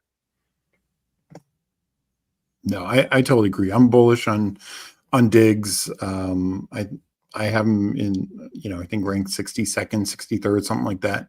So I think he can be just an absolute steal. I mean, when he got hurt last year, he was like wide receiver 12. Yeah, he was on your Texans. So, and that was with competing with Nico for half those games. We got some Jaden Reed goes. Picks, Myers, Downs goes pretty early. Pacheco goes. Would have been a nice pick for this team. Pollard, for us, Jennings. Juwan Jennings, Addison, Pollard. How we feeling, Steve? I'd probably go Pollard just to get a second running back, and especially with the Spears news. I mean, Pollard could just. He's going to be moving up, 100%. He's going to be moving up. He is moving up. Tell us more about the Titans' improved offense, maybe their offensive line and their overall situation. Yeah, so the Titans, this offseason, their offensive line coach is Bill Callahan, the father of their head coach. And it's not nepotism. He's always been known as one of the best offensive line coaches in the league. And last year, they were a little underwhelming, but they had 3 guys who felt really good about. Center Lloyd Cushenberry, who just was off the PUP list. He was left tackle last year, and rookie J.C. Latham. He's now moving to right tackle. And then their guard, Peter Skoronski, second year former first round pick. They went out, they bring in Dan Moore from the Steelers. He's now left tackle, putting Latham back at right tackle, which is probably his more natural position. And then they bring in Kevin Zeitler, just one of the best guys since he's entered the league. In fact, the thumbnail that you got for this show is me actually interviewing Kevin Zeitler at the Senior Bowl back in 2012. So incredible. Shows how long he's been playing, but how long he's also been dominant. And I just think that's going to be one of the 5 best offensive lineman groups potentially in the league, particularly if Latham and Skoronski can keep stepping up. And you just have one of the best offensive line coaches to go with them. We did it. We came full circle. We got Zeitler as running back in this draft, Tony Pollard to go with the thumbnail, to go with Steve. It's destiny. That was my plan all along. I was going to take Tony Pollard in the 7th round, regardless of what pick position we had. I'd take him in the 6th if we had to. What's the difference between DeAndre Swift's outcomes, Tony Pollard's? We'll get more into that. But first, let's make this pick. Steve, I want to, if you can see here, Higgins, Warren. Yeah, I like Higgins. Kyler, we don't know. Yeah, Higgins. Let's do Higgins. We don't need the quarterback we yet. Need the wide receiver, yeah. Let's go Higgins. With the upside. Mooney would be fine also, but I like Higgins a lot. Of course. We're definitely in on Mooney as well. It's just the injury. Obviously, we're playing for week 17, though. So we're about to be back on the clock. But before we get there, Steve, do you want to give us a quick run through of this team that we've drafted so far for us? Yeah. So from the 6th spot, we started Saquon, came back with McConkey and McBride. Then we got Hurts and picked up another Eagles stack with Devonta Smith. Then Steph Diggs, Tony Diggs, Stephon Diggs. Diggs is the guy. Diggs, 100%. I'm a great guy. I'm actually a great guy. There's actually seems to be a few guys that don't think that. One of the best clips of all time. Classic. Oh, too kind. Too kind. Just a little fun. I like to have fun here. I like to have fun on a Monday night. Make some ballsy takes. Get your guys season. It's get your guys season right. And it's also time to take advantage of the board. But we see some interesting things here. Tyrone Tracy went 87 overall. Mixon off the board before we took Higgins. Andrews, Ingram go. Otherwise, it's pretty much normal. We're about to be back on the clock at pick 102. How do you like to play it from here, Steve? Is it a time to take Kyler? We filled out our flex. We could opt for the QB2, or you think, the stack with McBride, or you want to go for another position here? I think I think Kyler's a fine take, just because I do think he fell here. I mean, there's no receiver that jumps out. I mean, Pittman's fine. Shaheed would be fine, but let's go Kyler, and then we can just be done at quarterback. You know, I gotta admit, and I'm embarrassed to do this in front of Bindles, but I have been tempted. You know, I've had temptations lately to take Travis Etienne in this range around pick 100. I know better, but I've been tempted to do it. I might have done it, you know, in some of my slow drafts that are going on, these Dalmatians or Bulldogs or even the Husky ones that I had to enter last minute because it closed so fast, even though the Husky 2 is still open and not filling at all. But I've been tempted to take Etienne in round 9. Is that a good move if we're trying to win week 17, or is that misguided? My take on it is I think, obviously Bigsby was getting the camp buzz. Etienne got the preseason buzz. There's a chance they could look to move one of them, but I think Liam Cohen's there to win it. I think Liam Cohen is there to turn this team around. And my guess is both of those guys are playing. And unfortunately, I think Tootin is just more of a long-term option. He'll get mixed in a little bit. But I think Etienne is more of the pass guy. Bigsby is going to be the short yardage guy. And we saw it last year with White and Bucky Irving. So two back system. I think it's probably the same here in Jacksonville. Yeah, I think it's I'm coming around on it. I think Tootin still a solid late season play, but I do think they're going to try to use those two other guys. So I think they're perfectly fine where they're going. There goes Tank. Tank going in 113 in a best ball mania. We're back on the clock. Shaheed's still there. Burden, Njoku, Kraft, Scattaboo. ADP would consider Brandon Ayuk, who could just miss, most of the season. I'm going Shaheed. I think I do worry about the quarterback situation, but I think he's perfect for best ball. He'll have these couple 20-point games, and I do worry about the quarterback situation. I don't think we saw much from either Rattler or Tyler Shoup. But I honestly think we saw a little bit more from Tyler Shoup. Rattler was just bad, in my opinion. I don't know how much you guys watched that game, but it was not pretty. Right. Yeah, unfortunate. I just saw the Tyler Shoup 50-yard bomb. That's all I saw. Yeah, he did. He was both sides. He threw a pick 6 and he threw a 50-yard bomb. But didn't the pick 6 come first? Gen Z Jameis? People are saying. Yeah, no, I mean, I could see them doing that. It's if Kellen Moore is just like, God damn it, I want to actually be functional this year. Maybe, but to me, Rattler, just that offense just looks so bad. I think it was made just 2 drives, maybe 3 drives that he was in. We see Quentin Johnston go pick 122, Keenan Allen 123. Sorry to cut you off, Steve. We're about to be back on the clock. We've got, and Bryce Young 124, incredible. We've gotten 2 quarterbacks. We might be done at quarterback. At least we're not in a rush to get one soon. We've only got 2 running backs, so we might be looking there. Let me pull up the running backs by ADP. It would be like Scattaboo, Spears, Davis, who does a week 17 with our Philly, also kind of rising based on his preseason performance. The holdout with Cook. Steve, any lean? I would go with our guy Scattaboo. I did like Bindles call Sampson, but he might be there when we get on the way back. Yeah. Have faith of him. So you're cool with us going here with Cam Scattaboo? Yeah, I think I'm. Obviously he's injured right now. Didn't get to play in the preseason. It would have been interesting to see what his role would have been in week 1 of the preseason. But I'm not too worried about the Jordan Renan, comments and all that. I think that got very overblown. One of the guys, I can't remember the name,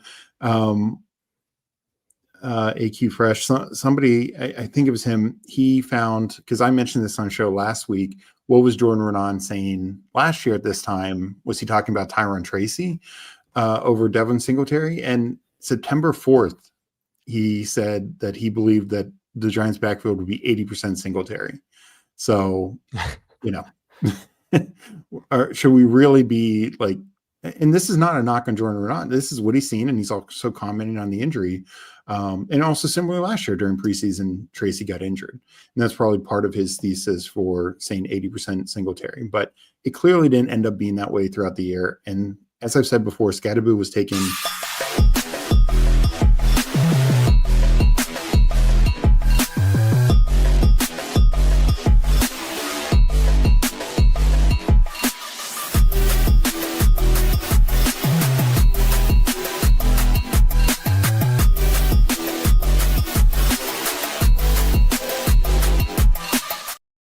I'll cut the clip short because we're on the clock, and we could go Goddard here, which I think is a strong play. I like Goddard or Mims. Yeah, Mims. I kind of like Goddard. Let's just go Goddard, then be done at tight end, be done at quarterback, get them.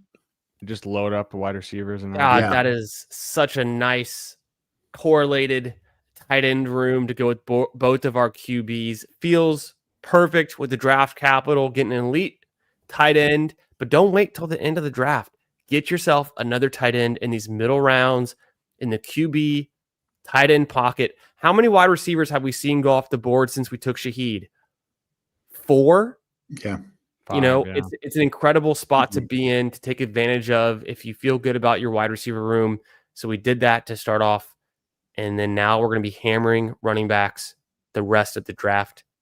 Steve, you were saying about the game? Yeah, no, and just with Scadaboo, people say it's 1 round difference, but it's actually 60 picks in draft position difference because he was early 4th versus Tracy as a compensatory 5th round pick. And Tracy was in maybe one of the worst running back draft classes in the last 10, 15 years, and Scadaboo in one of the best. So there's just a massive difference between the two, in my opinion. I think Tracy's a fine NFL player, but I think, he's kind of capped, where Scadaboo can also do the things that we want fantasy-wise. As Bindles talked about earlier, Travion Henderson with the passing game work, but also he's got the hammer rush, rushing touchdown potential as well. Hell yeah. There we go. We got Scadaboo on this team with you. That seems fitting. Yes, sir. We have a 2-3-5-2 build through our first 12 picks. Round 13 coming up. ADP would put us at a falling Trey Harris, Hollywood Brown, who's oft injured, Kyle Williams, upside rookie, Jaden Blue, one of my guys, but Steve thinks not so. Romeo Dobbs, Rashad White, who's injured. Steve, where are we going with this one? I'd go Romeo Dobbs. Yeah. I think especially with the Reed situation, but it sounds like he's in 2 wide receiver sets. He's going to be out there. I think he's a good, fine floor play here, and he kind of ties the room together. Oh, totally. I've been in on the Packers in general. Let me just see if I can scroll over. I guess I do it. That's a sidekick ass pick right there. We love to see it. It is. Shout out to bestballoverlay.com. Use code GARAGE when you sign up. I've got 12% Dobbs in Best Ball Mania, so I'm definitely in. He's been a value pick all summer long. Essentially, the Packers offense is coming pretty cheap. I mean, what round were we drafting Jordan Love last year? Wasn't it like the 4th or 5th round as a quarterback? Am I misremembering? A little. I think it was more like it was after Stroud, so it was like 6, 7. Yeah, but he was like the next quarterback after Stroud. Yeah, we were drafting him over flex position, skill position players. Now you can get Love, easily in the QB pocket. In this one, I think he did go, 118, which is a bit more appropriate, but I think honestly he should go higher than that. Dobbs at pick 150. It's hard to find that good of a value at wide receiver in this range. We're coming back around pick 163, then 174. So we have 2 picks to go before our final kind of 3 last pick stretch. We've only got 3 running backs. Do we prioritize the running back position here? Are there any guys you like if you look at this board? Did Jerome Ford go? Ford is available. There. He's my top ranked guy as well. Yeah, I think we take Ford from my take. I love it. I've been drafting a decent amount of Ford. I think it's just, it doesn't have to be hard. I've got 16% Ford in Best Ball Mania, and all of that has come since the Quinshon Judkins suspension. I literally had no Ford in Best Ball Mania up until about a month and a half ago, and now I'm at 16%. I'm taking him almost every other draft, it seems. Yeah. I don't know how you feel, Steve, about the Sampson versus Ford situation, but Ford's proven he's done it before. I think he's shown he can handle a workload and have explosive plays. Sampson, obviously, good in college. Can it translate? And then there's some ambiguity there around just, are the Browns even worth drafting a player with their offensive line, with their QB situation? I think they're a little bit undervalued. I don't know. Maybe the ambiguity of the stacking partner is partially that, but yeah, I think to me, I'm taking both Sampson and Ford. I was kind of like you. I basically 2% Sampson before the news, and maybe 1% Ford in just total drafts, not just Best Ball Mania. And now I'm at like 12 on Sampson and 9 or 10 on Ford. So I'm grabbing both. I think they both can be fine, even where their current ADPs are. Pierce, JCM, anything else here? I don't mind JCM. JCM's kind of a fun click here on this team, and we get the week 16 correlation as well. We need a running back. I'm cool with that. You guys good with that one? Yeah. Take some Bill Krosky Merritt. Yeah. And as to the Browns, I actually feel slightly better with them overall, just because it's looking more and more like Flacco is going to start and play a significant amount of time. Sure. I know the earlier talk about Shador. I did see the first depth chart after the week 2 depth chart. Still, Shador is the QB4. I'm sure at some point, whether it's Shador, whether it's Dylan Gabriel, whether it's Kenny Pickett, at some point they will turn to a younger quarterback. But I think it's at least through the bye week and probably beyond. And honestly, it does sound probably more and more with the Judkins situation that he might miss most, if not all, of the season. Right. That's kind of where I'm at. I think I got there pretty early in my conclusions. I remember where I was. I was on a family vacation when the news came out that weekend, and I immediately knew. I was like, Judkins goes from one of my more drafted rookie running backs to a guy that I don't know how I can click him. So I haven't clicked him since I heard the news. He's continued to fall precipitously, consecutively every week. It just it's not getting any better. No. It's not like injury. It's not like an injury where you can, now he's back practicing. It is. He's not even signed his contract. Bleak. He hasn't hit any practices with the team, so I think it's an avoid situation. Interestingly enough, after we take Bill Krosky Merritt, Woody Marks goes at 175. We see Keaton Mitchell go 183. Shipley 184, which is appropriate, but he's been rising a little bit too. So some risers from the preseason. How do you think we should play this pick 187? Anthony Richardson off the board. Do you like Pierce, Besh?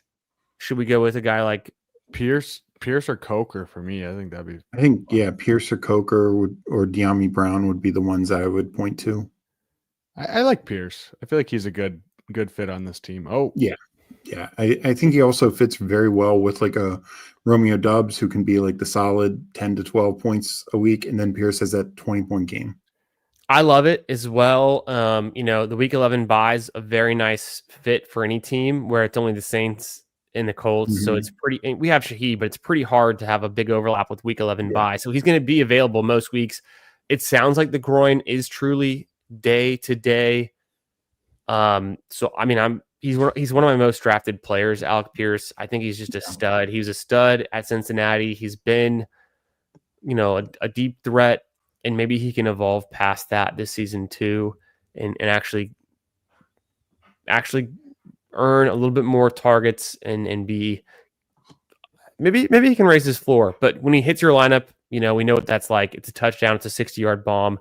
Coker went off the board after us. I kind of thought he'd come back around, but he really is getting hyped up. I kind of hope that also, but yeah.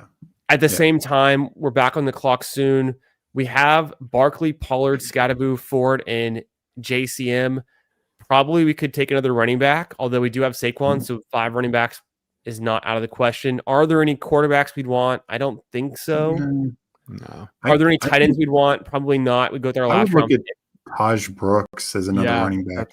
I was going to say Brooks or Corum is also kind of interesting. Brooks, Corum, Ollie Gordon. Let's go Brooks. He's been kind of steaming up. I know there was Samaje Perine getting, but it's kind of like I think Brooks would be more of the direct backup to Chase Brown, whereas Samaje's just the third down back, like never gonna really get any early rushing work. And then I think Brooks could eat into that third down work as the season kind of goes on. He's a great pass catcher. He's got the skill set, like he could do it all right. So exactly. So you know it's probably not an early season play, but contingent upside for the Bengals offense, that's a great pick on its own. And you get the upside for a little bit of standalone work in a good offense, which we've seen the passing game role with the Bengals be fruitful before. So I think it's a really good pick. Yeah, like that shout, Steve. And though small, there is week 17 correlation with our Cardinals. Fair. Yeah. Good point. No doubt. I like that. That's extra fun. And I like to call out, who's going in these last 2 rounds. We see Giddens. He's been there. Tucker. He's kind of a new entrant into the 17th round with the injury to with White. We take Brooks. Adonai Mitchell has been there, but he's kind of also rising. Knoll falling to that range. Monagai now getting drafted in 17th. Wilson falling to that range. Horton rising. Lloyd maybe rising. Is he injured? Is he healthy? He practiced today. We don't know. Is it Chris Brooks? Is it Emmanuel Wilson? I mean, you missed one guy, Isaac Tesla. Isaac Tesla. I didn't miss him. That beautiful flow he has going. Gordon goes. We're back on the clock. Do we want to go Besh with our last pick? JT Sanders, Corum. I like Slayton or Trey Tucker. Ooh, I like Slayton a lot. I'm open to Slayton. I don't personally.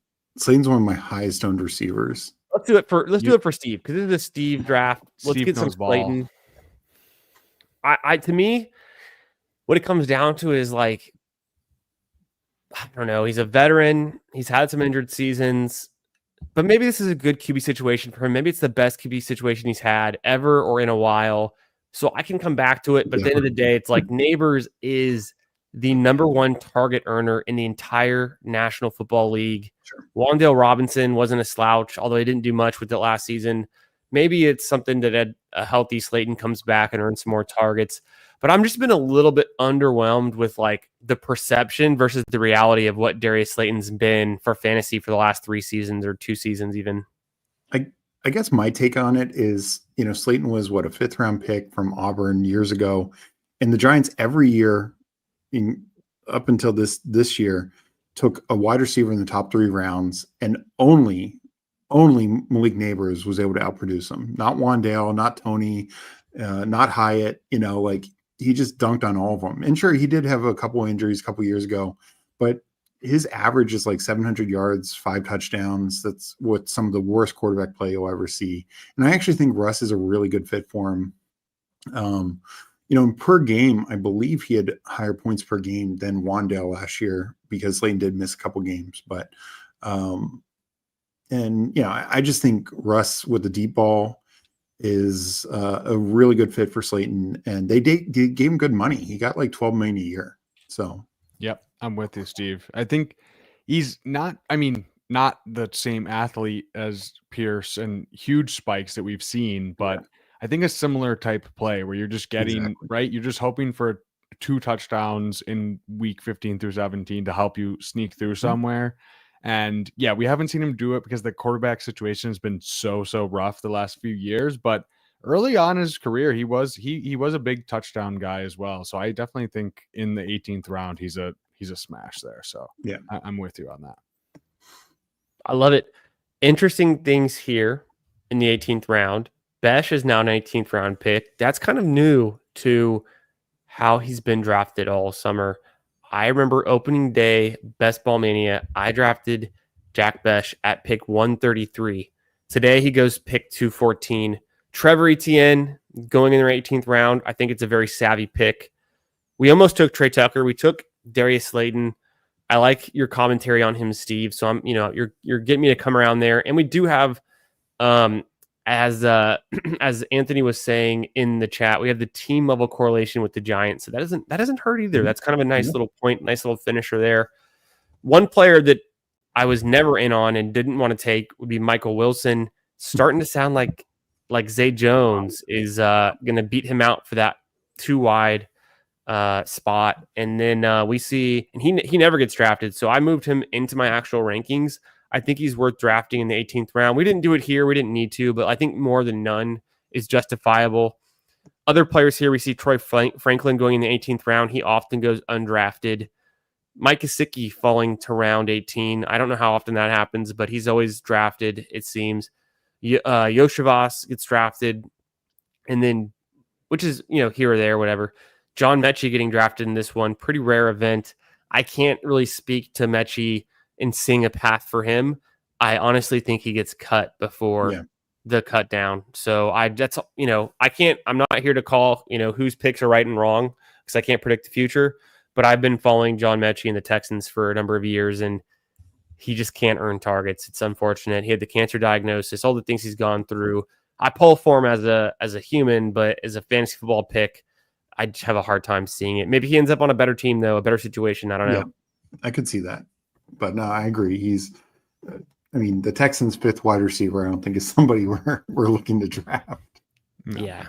But I wouldn't be surprised if he's cut or like some sort of late pick swap. He could end up in a better situation. There's plenty of teams where he could contend for the 3rd wide receiver role. No doubt.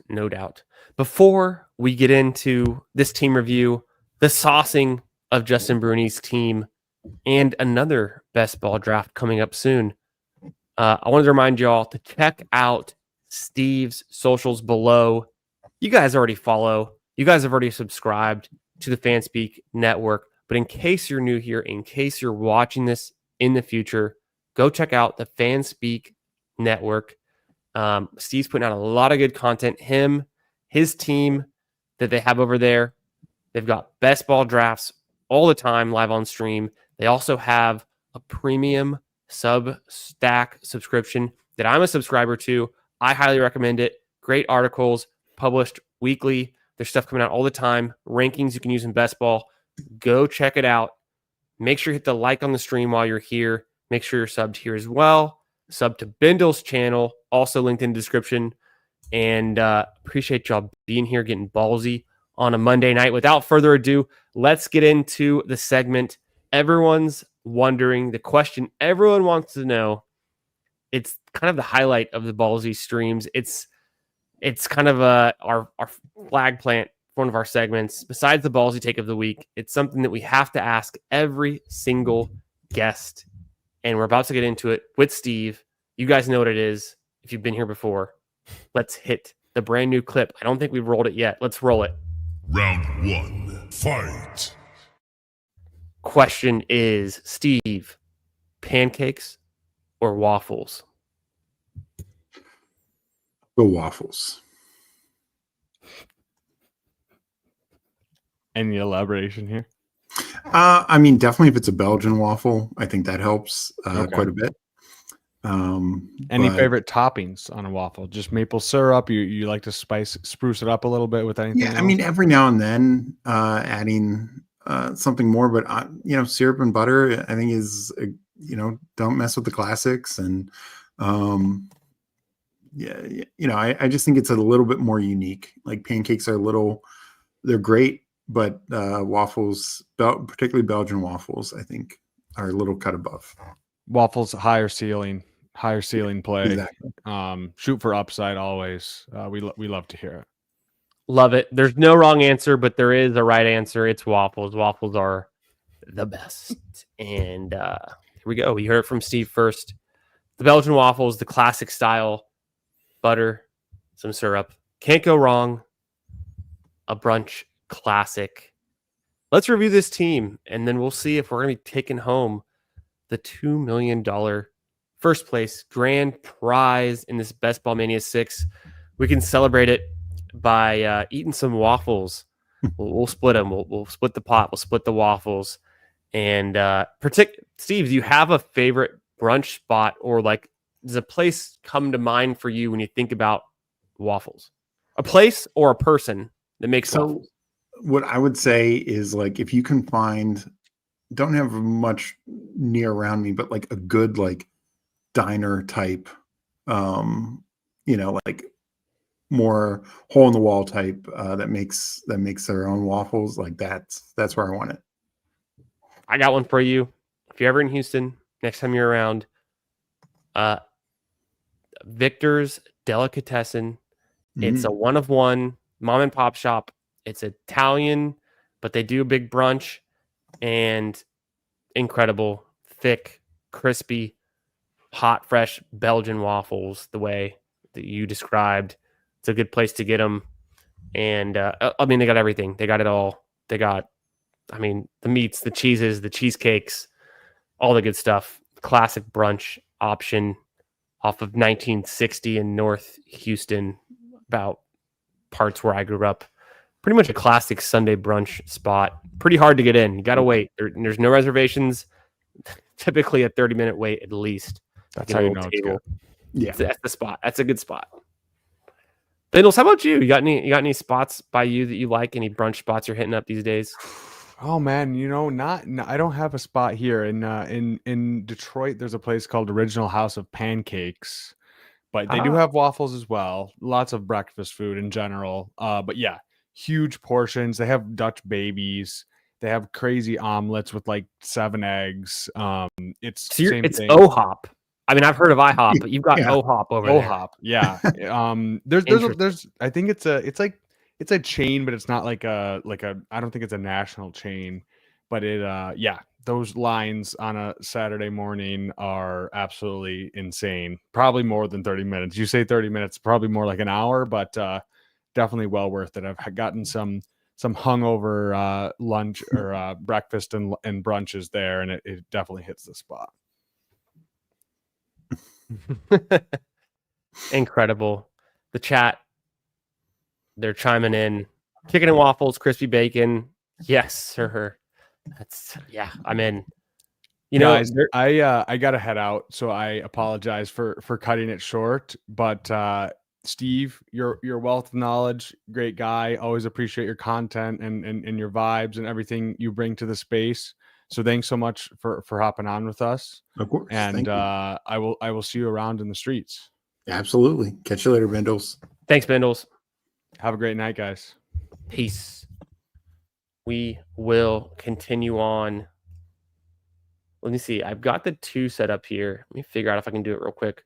Boom. Bang. Close enough, but not quite there. Oh, that's not it either. We'll get there. We'll figure it out. That looks pretty good. That works. That will work. It's been a while since we used the 2x2. But yeah, I appreciate Bindles. Can I just give a shout out to the chat? Best Ball on Call, red velvet waffles with cream cheese. Where do you find this? That does sound pretty incredible, if I do say so myself. Wow. Yeah, the chicken and waffles, crispy bacon. I'll go one step further. There's a place, it's a chain. I think there are multiple cities, whatever, across the country, whatever, but they're here in Houston too. Velvet Taco. It's a taco shop, and they make a chicken and waffles taco where the taco shell is it's a waffle, and then you've got essentially, the chicken, the fried chicken inside, bacon bits. There's actually a bacon gravy that's on it too, and then the syrup, and then a little bit of like chili flakes, and it's pretty incredible. I get 2 of them every time I go. Wow, that sounds ridiculous. Yeah, it's pretty fun. It's a pretty fun option. Canadian brunch ham. Yeah, shout out to Bindles representing those north of the border. Fat Daddy Bindles. Carrot cake pancakes. You don't know pancakes. That sounds incredible too. I personally love carrot cake, so I'd be way in on that.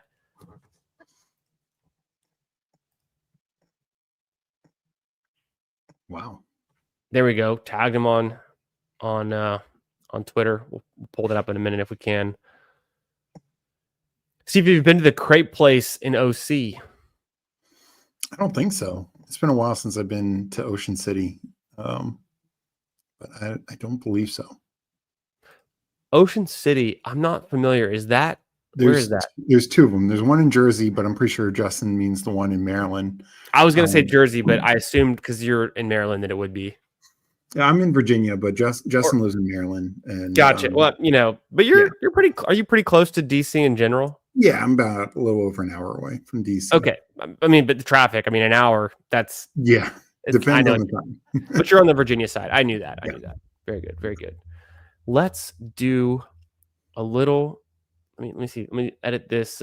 Maybe I can edit this a little bit. No, I was going to see if I can pull the screen a little bit closer. We'll just keep it how it is. Let's do a quick team review. Steve, I'd love for you to give us a run through of this banger of a team we drafted. This is probably one of my favorite Best Ball Mania teams I've done in quite a while. So I'm actually really excited about this one. Would love for you to review it for us. Yeah. So, I mean, 2682. But when you do Hurts, Kyler, I think you're definitely good at stopping it too. And then the running back room, kind of hero, but then we tacked on some volume, and the hero was Saquon Barkley, Tony Pollard, Cam Scatterbu, Jerome Ford, JCM/Bill for the Commanders, and Taj Brooks. So we combo of rookies and some vets. And then a receiver room, Lad McConkey, Devonta Smith with the stack, Steph Diggs, Jaden Higgins, Rashid Shaheed, Romeo Doubs, Alec Pierce, Darius Slayton, two tight ends, Trey McBride, Dallas Goedert, both stacked up with the quarterbacks. Just overall, I feel like a good combo at every position. I mean, with two quarterbacks who can be top six. I know it's been a couple of years since Kyler's been there, but at least he has the upside. Of course, we know what Hurts can do. We have two tight ends who can be top 10, and definitely McBride can be top tight end if need be.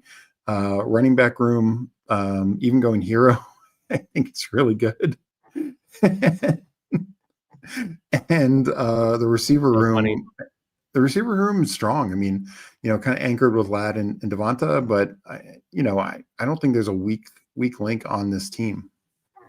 This team goes so hard. The team stacks with Philly and obviously McBride and Kyler.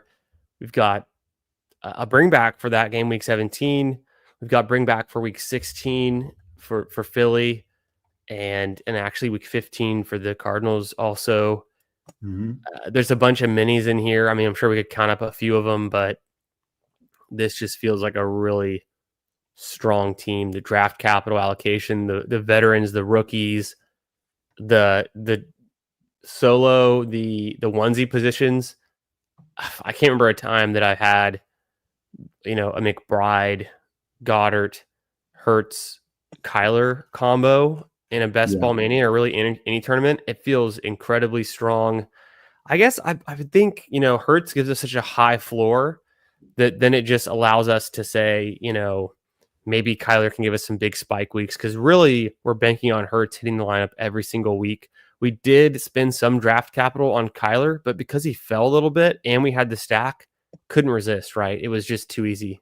Well, and it's one of those things. Look, only two teams are advancing in a BBM, and even if we're right as a community, and all the top quarterbacks are the elites we expect them to be, and that should include Joe Burrow, as you mentioned before. We should be okay taking him earlier because Joe Burrow's last two healthy years, he finished quarterback 3, quarterback 4. So even if we're right, then Jalen Hurts has to compete versus Allen, has to compete versus Lamar, has to compete versus Daniels, Burrow, etc.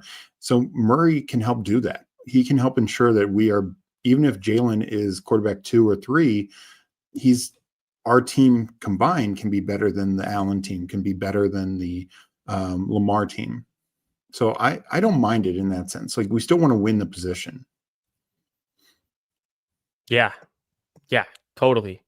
This team is a very interesting, fun team. The other thing I like about this is we got value just across the board. And sure, some is like Saquon at 6 versus 4, but where did we reach? Like Cam Scatterbu, crazy value, Murray value, Ford, some value, like McConkey kind of right at ADP, Devonta value, Diggs. This is now where his new ADP is. So we like Shaheed with some value, like just kind of across the board McBride value. So I like that. We didn't really reach. We let the draft come to us. We either took guys are kind of right at ADP or a couple picks, sometimes around past ADP. And yeah, I think it turned out extremely well. Yeah, this team is really fun. I like this one, and I'm glad it all fell to us. Like you were saying, we didn't have to reach up. We let it happen. It's very correlated. It's nice and stacked up. It's a good team bet with the Eagles. Shout out to Eddie in the chat. Sounds incredible. I'm a big carrot cake fan. When I was in high school, I worked at my best friend's dad's pastry shop, and it was Italian bakery, pizza shop, pastry shop, and that's where I fell in love with like cheesecake and carrot cake. And so I'm a big fan. So that sounds good. I'll have to definitely check it out. Definitely connect with you on that. Can't turn it down. Yeah, glazing the Scattaboo pick. Let's fucking go. Aaron said, just took Scattaboo in an elim while listening to us. Appreciate you for being here, Andy. Great profile pick. I mean, 10 out of 10. We'll see y'all in these streets again soon. Thanks for being here. Steve, this team goes hard. I'm going to pull up one JM Bruni's team, a 3-4-9-2 build, which is actually pretty interesting and fun on its own. I'm going to sauce this one, knowing that I'm going to be on Best Ball Jeopardy soon, and I've got a lot riding on that. So I'm bold strategy, Cotton. We'll see, but maybe I'll turn it over to you halfway through, and we'll both sauce this one together. Okay, Jordan Love, Justin Herbert, Sam Darnold. I mean, you got me there. Honestly, Herbert and Love are like my two favorite mid-round quarterbacks this year. But I guess I could come at you with, haven't you heard? The Packers, their O-line's looking not as functional, according to Steve. And ever heard of a guy named Rashawn Slater? Because he's no longer playing this season. So good luck with Justin Herbert. Brandon Thorne moved the Chargers offensive line down 10 spots from 15 to 25 in his ranking. So that's pretty damning. Sam Darnold, one-hit wonder. Enough said. Bijan Robinson, I mean, a guy that, he's actually pretty incredible. What do we, Pretty incredible, but you did take him at pick 3. His ADP is 2.4, so a little bit of I don't know. It's not really a reach anymore, but I guess you got me there. Chase Brown, also very solid, pretty good pick. Oh, you reached for Kyron Williams, a big reach for Kyron. You reached up a whole 4.5 spots, 5.5 spots. So you're losing some value there. I get week 17 with Bijan, but nonetheless. And then DJ Giddens. I don't know, honestly, on DJ Giddens, not a guy I've been clicking a whole lot since the big board. But I guess I'm just like, I don't know, JT does miss some games, in all honesty. I'm trying to figure out, though, for Giddens, though, how much value he really has. Can he really do something? When's the last time we saw a K-State running back ever be effective in the NFL? So I don't know. I don't know if he's got anything there. But a hyper fragile with those first 3, I would sign off on. DJ Giddens, take a rookie. Why not? That's all. That's what it's all about. If you're going to do hyper fragile, space it out like that. That's the best I can do for sauce in the first half. Steve, I want you to sauce with some fire on this back end. What we got here? I mean, Bruni is a big DJ Moore stan. I think it's going to be a Dunze team. So I think that's tough. Jerry Jeudy, yeah. I mean, it's Joe Flacco going to Shador Sanders. Is that worth it? I mean, I just don't know. And then taking Cooper Kupp, Keenan Allen. I mean, what year is this? Is this 2019? No, Jalen McMillan. I mean, what other wide receiver 4s are we taking? No, honestly, it's a well built team. Ingram, Arroyo. We talked about it. AJ Barner is going to outplay Arroyo. So you have a 1 tight end team. Yeah, you lost me on the tight ends. Yeah. Ingram notoriously, what's the opposite of that? He's going. It's overlooked how old Evan Ingram actually is. Yeah, people forget that he's been in the league for quite a while. So one spry young guy with the veteran. Maybe it makes sense, but I think I don't know. Evan Ingram. What they're going to be using? I think a combination of tight ends and maybe even fullbacks, right? I'm not sure exactly. I don't know. I haven't really read into that yet, but it seems like they would. I don't think they have Beck anymore, do they? They don't have Andrew Beck, right? So no, it's Adam Troutman's their number 2 tight end, and right. He played with some of the starters in the preseason game. Right. I'm trying to think where Beck ended up. I don't know if he's still in the league, to be honest.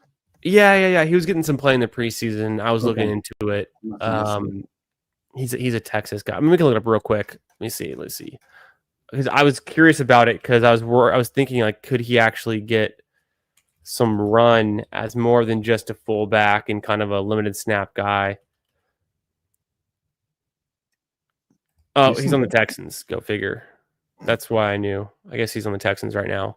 They're going through some struggles. They had Brevin Jordan go down with a season-ending injury today that we heard about. But I mean, I like the attempt at a 3-4-9-2 build. Always a fun way to kind of play it. And this is the right time of the year to do that. To build a hyper-fragile team in April and May is pretty risky, but to do it here in August, the perfect timing. Yeah. So it's a fun way to do it for sure.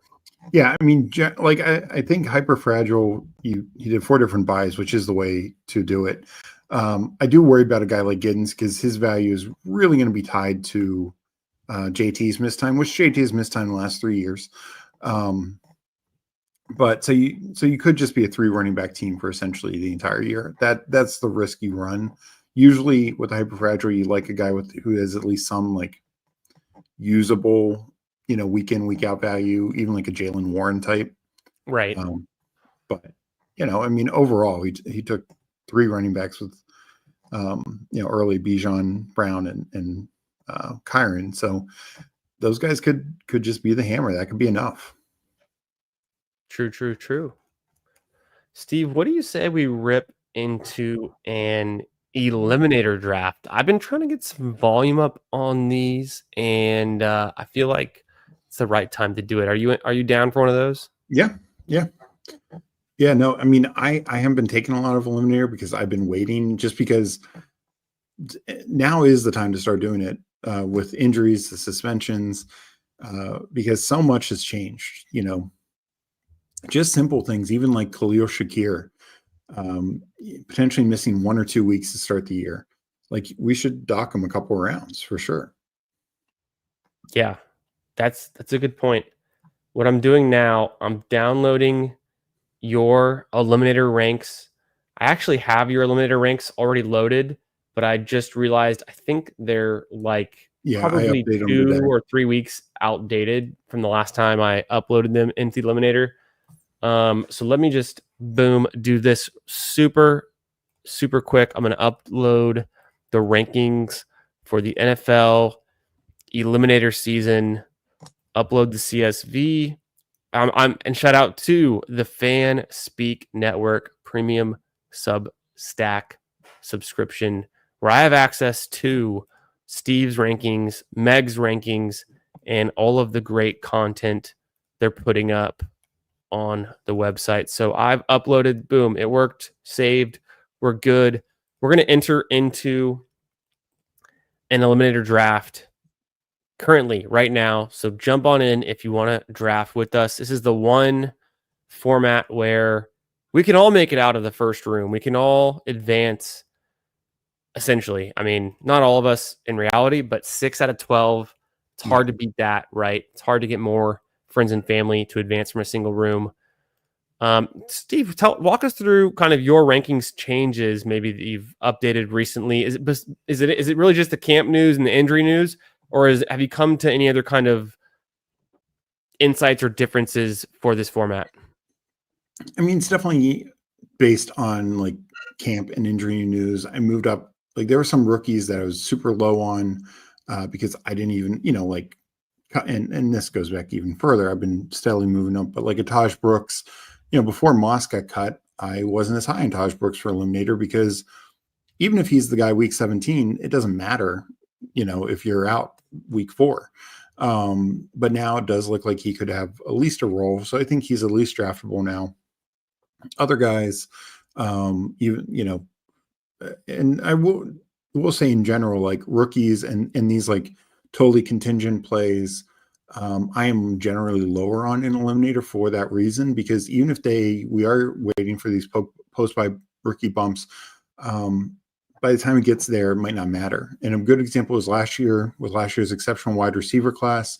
Malik Neighbors had some big weeks early on, but Lad McConkey, Xavier Worthy, just kind of down the list of every other receiver. Brian Thomas kind of started much slower. Brian Thomas had like one good week in the first 3 weeks, but he really was the guy down the stretch. Same with Lad. And we talked about that earlier. So it's like those guys, for as good as they were top 10, top 12 receivers at the end of the year. They just didn't, they weren't going to help you in this format. So I kind of dock a lot of rookies, at least a little bit. It depends on the position and the situation. Like Gentie's not docked. Hampton, I've actually, weeks ago before the Naj injury, I had Hampton down because I worried Naj would have like more early role and then Hampton just eats and gets more and more of it. But now I've moved Hampton up considerably because of the situation. That makes a ton of sense. I think it's easy for me to get carried away with the rookie fever and the excitement over the late season upside. And I'm so bought in, and I know the whole game theory for like a best ball mania tournament and why it's important to take the young, talented guys who can drastically outproduce. But this is not that format, right? It's drastically different here in the Eliminator. You have to win week 1, and then it's a coin flip. So there's a huge priority on winning in week 1. We're on the clock, and your first ranked overall player is still there. Saquon Barkley. I think we rip it back to back Saquon drafts. What do you say? I agree. I think running backs also, they're much more projectable and more consistent in their volume. One, they just score more points in half-point PPR format, but they're also more consistent. Like I looked at this a while ago, but running backs 2-to-1. If you look at like the top like 12 running backs and top 12 receivers, and just look at what they did over the first 4 weeks, it was something like 8 of the top 12 running backs and 4, maybe 5. I think it was 4. Just 4 of the top 12 receivers had 10 or more points in all 4 of those weeks. Where it was like 7 or 8 running backs during that time. So it's just a difference. There's a positional difference. It's, you got to consider that as well. There's also positional scarcity. There's just less running backs than there are receivers. You can find more like floor play receivers later. A guy like Jacoby Myers is so much better in this format than say a guy like Jaden Reed, not just because of the Reed injury, but last year in 15 games, Jacoby Myers had 9 games with 10 or more fantasy points. Reed had 7 in 17 games.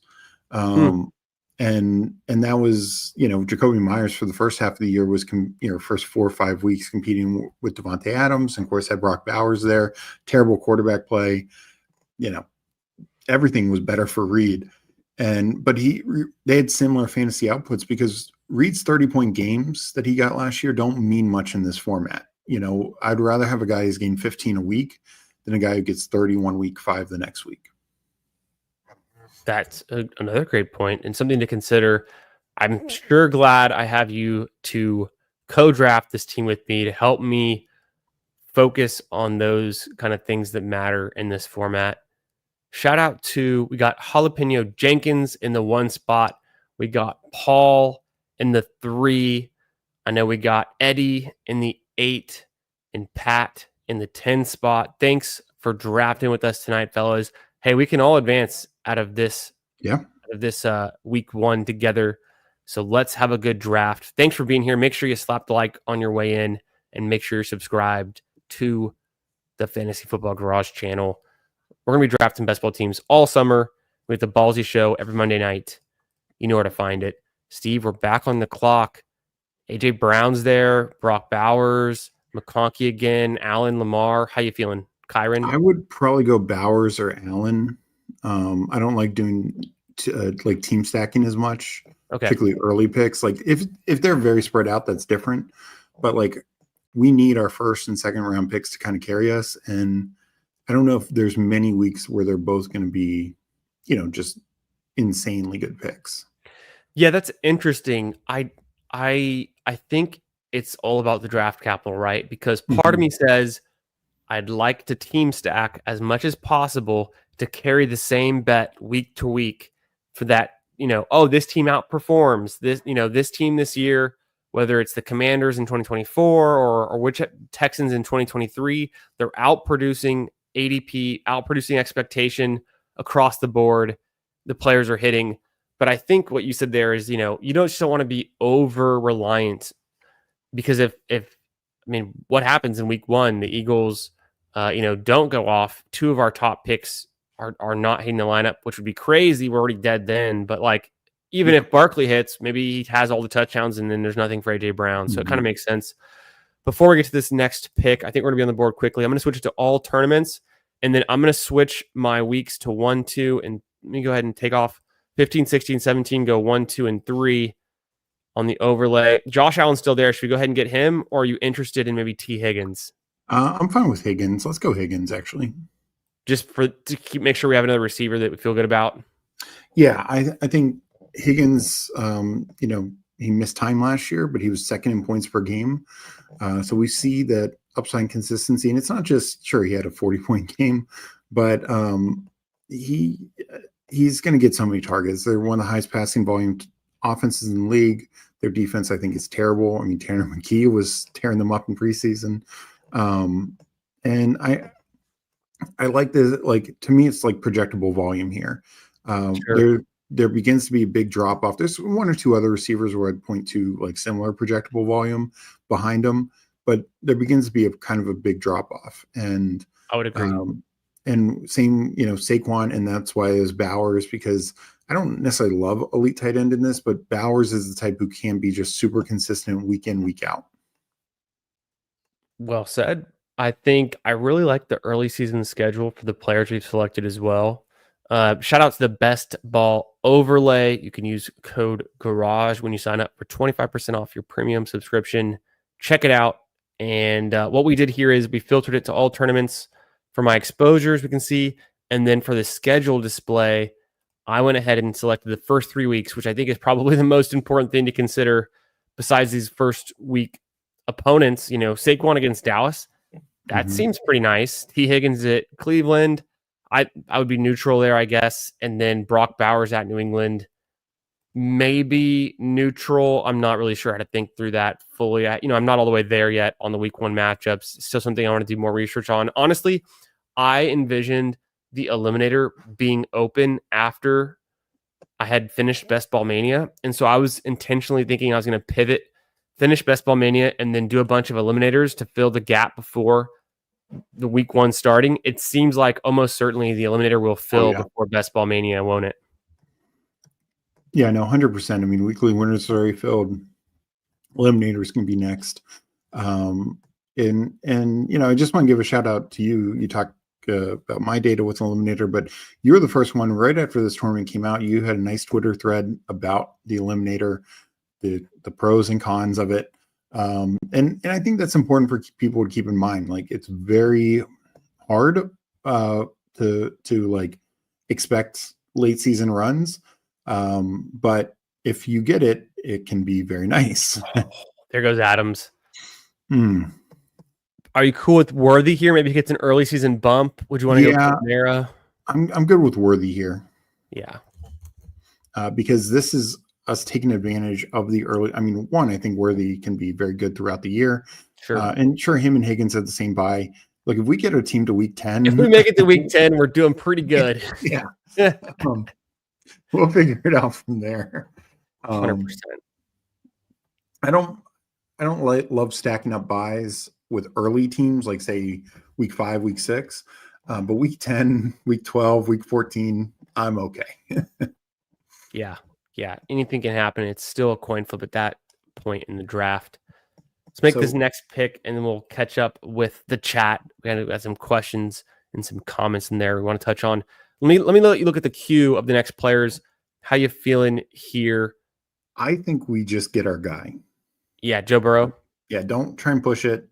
Don't try and get cute, because here's the thing: in Eliminator, it's way more palatable to take an unstacked Burrow, because truly you're just looking for the top quarterback options of the week, and he can do it.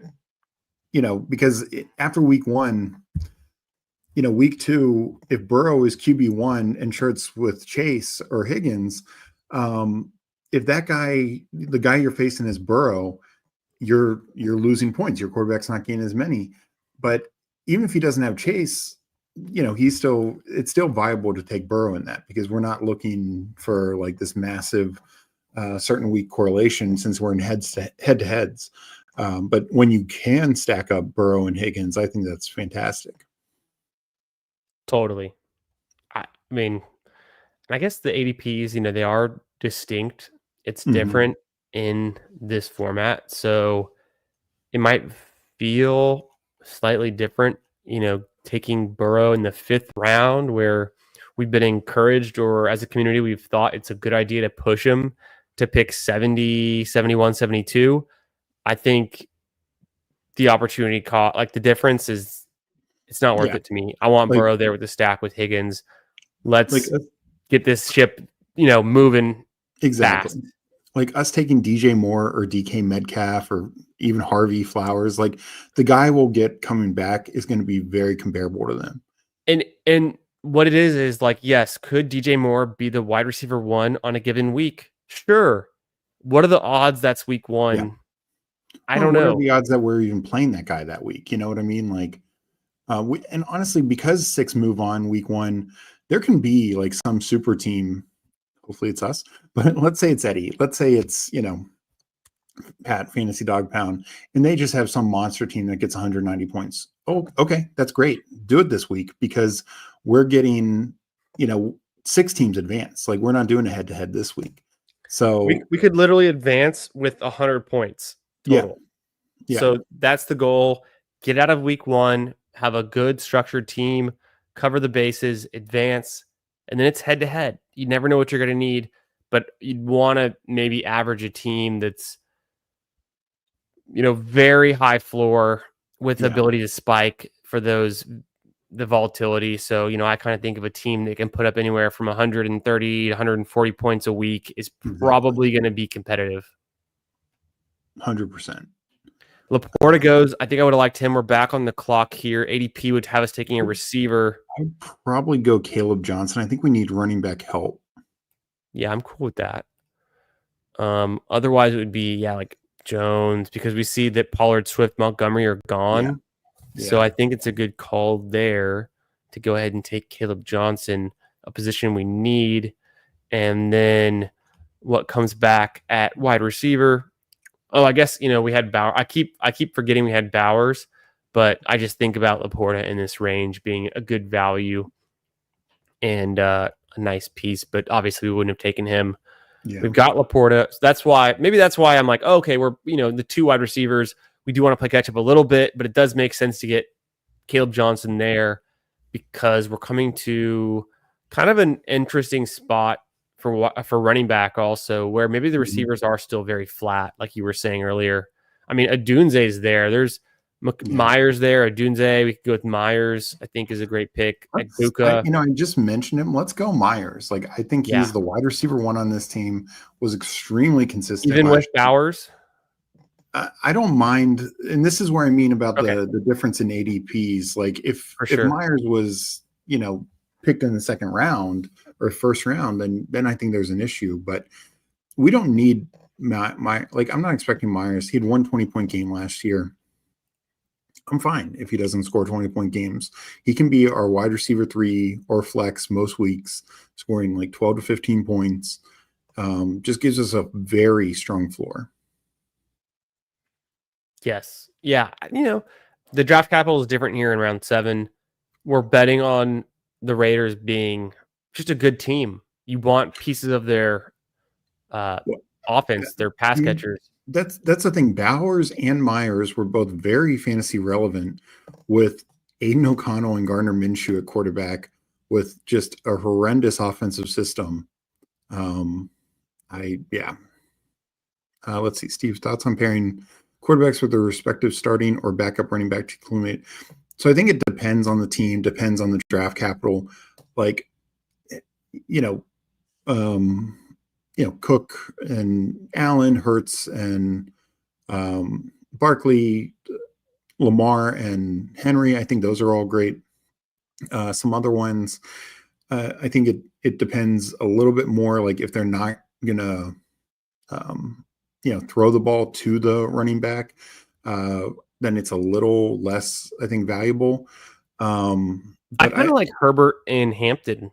I think now with the Najee situation, I think that makes a lot of sense. If it's like a clear RB1, and also again depends on kind of the draft capital. Because if you took like Gibbs and then Goff in the mid rounds, I think that's fine. You're just betting on that offense. Penix Bijan.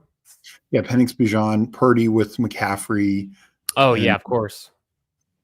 So especially if they're a pass catching back, I think that helps a lot. But even if it's just like a run. Did you mention Murray and Connor? That's one that I've done a little bit too. Yeah, that would be another one. Because I think we're making an offensive bet at that point and hoping, like the Lions last year, they led the points. They led the league in points. And I think they had 2 games under 20 points, maybe just 1 game under 20 points all last year. So just consistently speaking, they were producing fantasy value. Coming back up, running backs would be like Scatterboo, Charbonnet, Stevenson.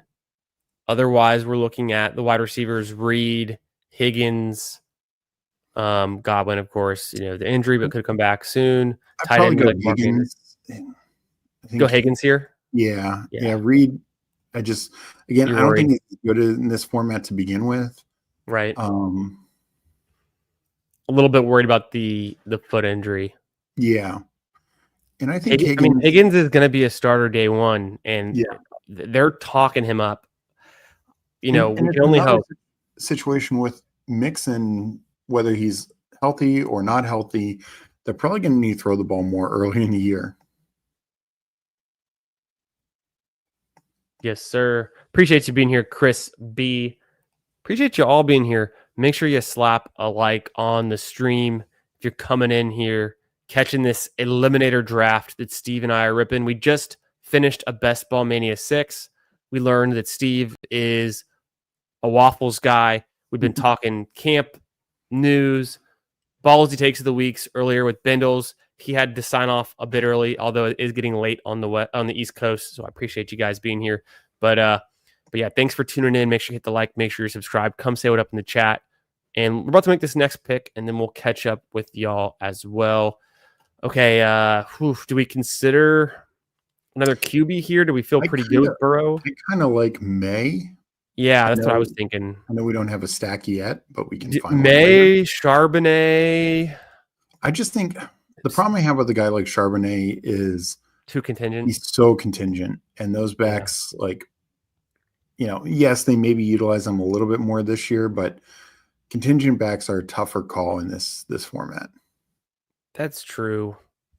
We can still go a late Stroud if he really fell, or even a late Geno Smith, of course, because we have the natural double stack. But getting May here is just another upside bet, and maybe so famously, one stat I've gone back to, and it's not a stat, it's an anecdote. Last season, week 1, you drafted Caleb Williams because you like upside rookies. You drafted Joe Burrow as your QB1. You're feeling pretty good. Maybe you drafted 2 QBs and that's it. That would have given you 7 points from your QB position in week 1 last year. You'd be eliminated. You'd be at a big disadvantage, in your pod if it's a Best Ball Mania. But if you had drafted a third QB and it was a Geno Smith who's relatively cheap, you would have scored 24 points in week 1. You would have gone up 17 additional points. 17 points in 1 week alone, that's so valuable in a format like this, but also in a format like a Best Ball Mania where you have to get there, right? So I think back to that, and it's like we can't predict what combination of 2 quarterbacks is going to be sufficient. But if you take a third, there's a pretty good shot you're going to increase your floor. Maybe not by 17 points every week, but those can add up. 3 or 4 of those throughout the season, and that's the difference between advancing and not advancing in my mind. Yeah, no, absolutely. And I was on a Nick Box stream, or not on, but I did a draft with him. It was a Husky a week and a half ago, and I took Jaden, Dak Prescott, and then at the end I took Sam Darnold. And some commenter asked, like, when is Sam Darnold ever going to play for you? And it's like, well, if it was last year when Dak gets hurt for the second half of the year, Sam Darnold outscored Jaden in, I think, 5 or 6 weeks. So, that could be the difference. And sure, and it could have been like just randomly because of the way they fell. It could have been 2 weeks. It could have been 3 weeks. But that in and of itself could have been the difference between advancing or not. I think we go Scaboo here. Yeah, for sure. That's pretty interesting. Just like the combinations you can get to, right? Where obviously we think of Jaden Daniels being such a great option for fantasy, but then there's other quarterbacks who are unheralded that outscore him over a stretch or for a period of time, but based on the matchups or whatever's going on. And quarterback is a position that really any starting quarterback, not any, because there is some difference. Some guys never really have the ceiling, but any starting quarterback can get to 14 points, can get to 15 points. Oh, yeah. And pretty easily versus any random, late round guy, like a wide receiver or running back hitting a 14 or 15 point week. Honestly, it's not that easy to do with some of these late round guys and consistently. So just the value, I think we've come around a bit, but you're one of the early proponents of the 3 QB strategy, at least in my circle, in my world, that I've been listening to this summer as we talk through these drafts. So that's really stuck with me and something that I've been incorporating more and more. I've tilted the scales towards the 3 QB builds. We're looking here. We got like Mooney, Burden. We could do Loveland.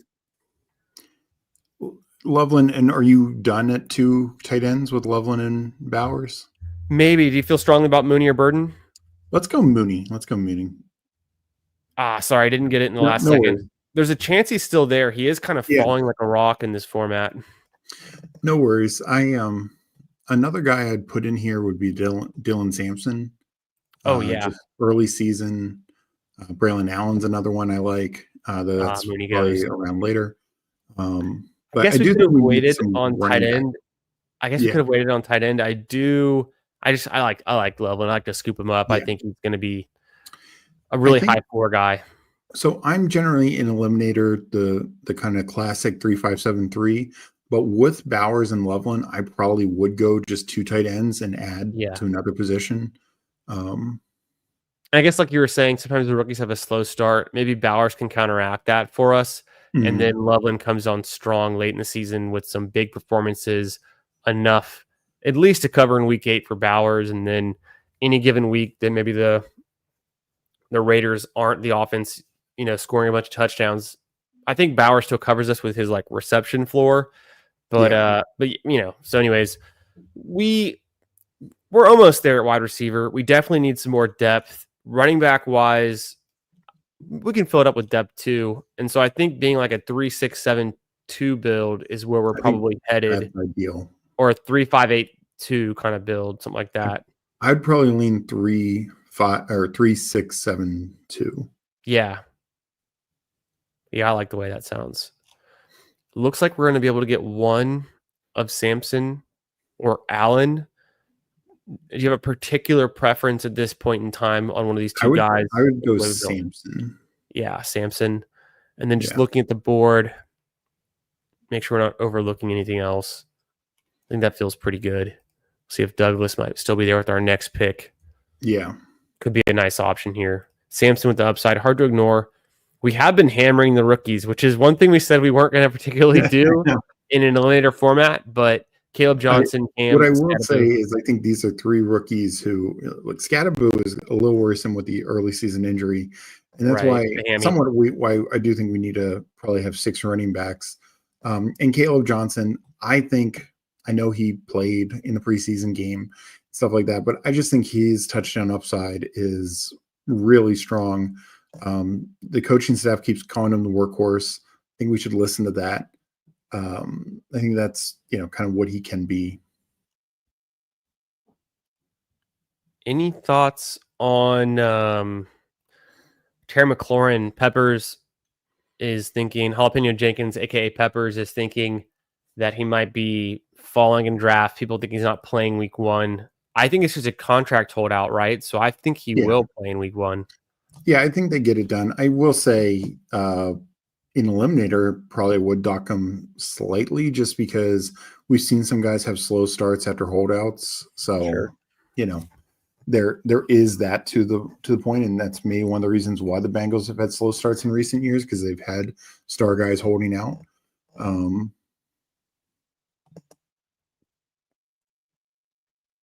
Should we take Geno here? I think we go to Mario Douglas first. Okay. Yeah. Get a guy, stacks up, gives us wide receiver depth, security. We need it anyways. And I think he's a nice floor play. Higgins and Worthy are going to be our spike week guys. Jaden potentially as well. But helps give us covered for if we can get this team to week 10. And I think there's a chance Geno could come back to us. A lot of teams. And if not, we've pretty made bets on Burrow in May. It's not like, just because we have the double stack doesn't mean we need the quarterback. It's replaceable, right? It'd be nice to have him. We don't have to have him, kind of thing. And Geno goes there. And that's what I mean. Like, stack quarterbacks are great, but if we end up with Sam Darnold as our third quarterback, like, so what? It's still just a viable starting quarterback. We don't need it to be a mega stack every single week. True. Let's see. We got Hulk Smash Potatoes saying, what up? Hey, how you doing, brother? Thanks for being here on this Monday night.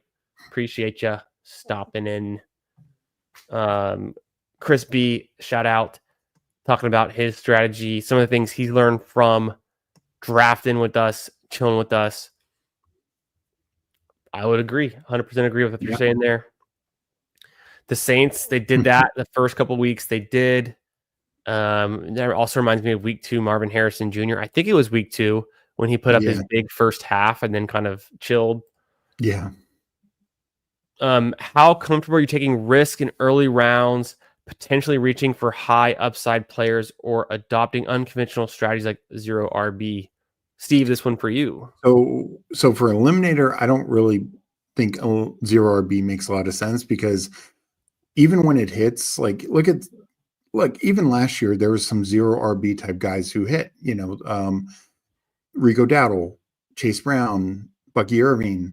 The only one who hit early would have been J.K. Dobbins. Those other guys were not getting you points early in the season. They might have been there at the end of the year.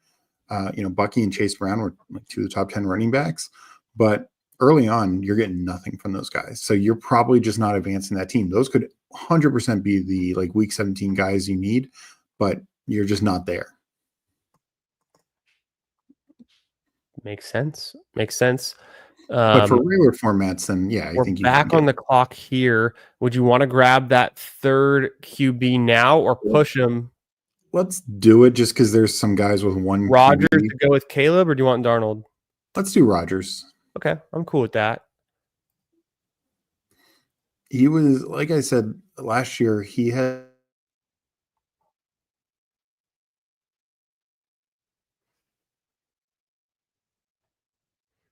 Is it me or did Steve freeze?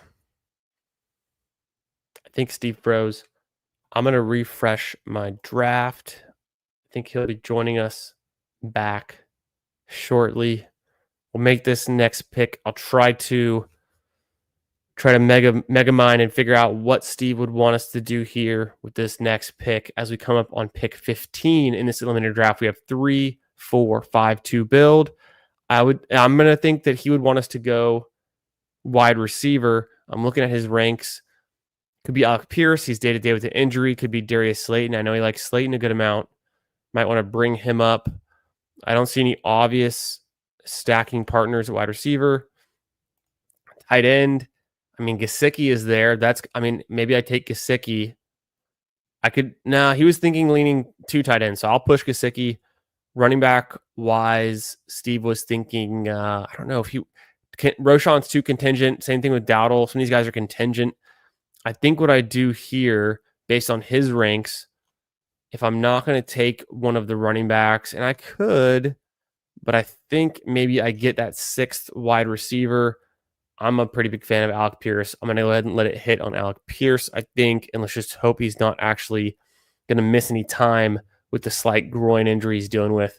Never love to hear that. There's still like 21 days out to the season or whatever we've got, but Steve will join us back shortly, and I'm sure he's working on his connection. In the meantime, I'll do a quick review of this team and catch up with y'all in the chat. A 3-4-6-2 build with Joe Burrow, Drake May, Aaron Rodgers. I got Saquon Barkley with our first pick. Caleb Johnson, so stacked up with Aaron Rodgers.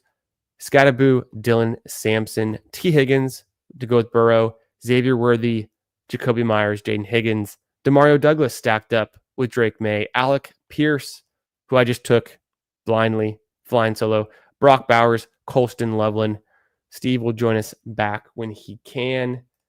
He had some technical difficulties. I'm checking my DMs right now. I'm making sure he'll jump in here in a sec. I'm sure he'll jump right back. We'll get him back on when we can. In the meantime, it's coming back around for pick 16, 17, and 18. We were talking about a 3-5-7-3 build being kind of what we'd lean towards, but because we have Bowers and Loveland, more of a 3-6-7-2 type of build and get that extra running back, considering we have all this youth at the running back position. So I'm thinking, Roshan nursing a foot injury. You don't love to hear that. I'm thinking Roshan could be a fun pick. I know we like Slayton, so I'll keep him up there too. I think Justice Hill's interesting in this format. I know Steve has him ranked relatively highly. JCM, just a little shot there, but we got a lot of rookies with some upside. We've already taken swings on, so maybe I'll try to be more consistent with some of these picks. Taj Brook, a team stack. Maybe I wait. Don't take JCM. I can get Taj Brooks later. If I'm going to double tap running back here, I think I might actually do that. It could be kind of fun. Quorum's pretty contingent. Okay, I think I've scrolled through. I think Roshan and Hill are pretty nice. I might just grab Slayton since I know that. You can't go wrong there. It might help us finish out this wide receiver room and just grab one last running back late on the clock. There goes Bill Krosky Merritt. Jalen Wright. We're up next.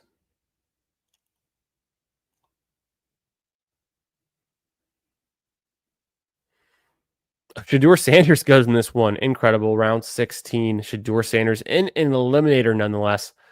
Okay. The only thing with Roshan, and I think I will take him, does have the overlapping bye on week 5. I don't think it's the end of the world. He's nursing a foot injury. Yeah, this, that. I don't know. I'm gonna trust the ranks here. If Slayton's there, we fire off on Slayton. If not, I could take Justice Hill or Taj Brooks. Looks like Justice Hill is gone. Running back wise, it's pretty thin. I think it is fair to just push running back to the last pick and take Slayton here. Otherwise, I'm looking at Coker, of course. Slayton or Coker.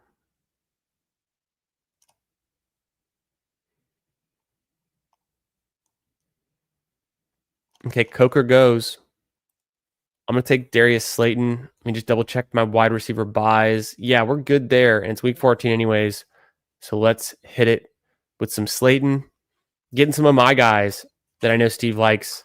Darius Slayton. Alec Pierce, who's also one of my guys. A guy that I draft a ton of. We took Caleb Johnson, Cam Scattaboo.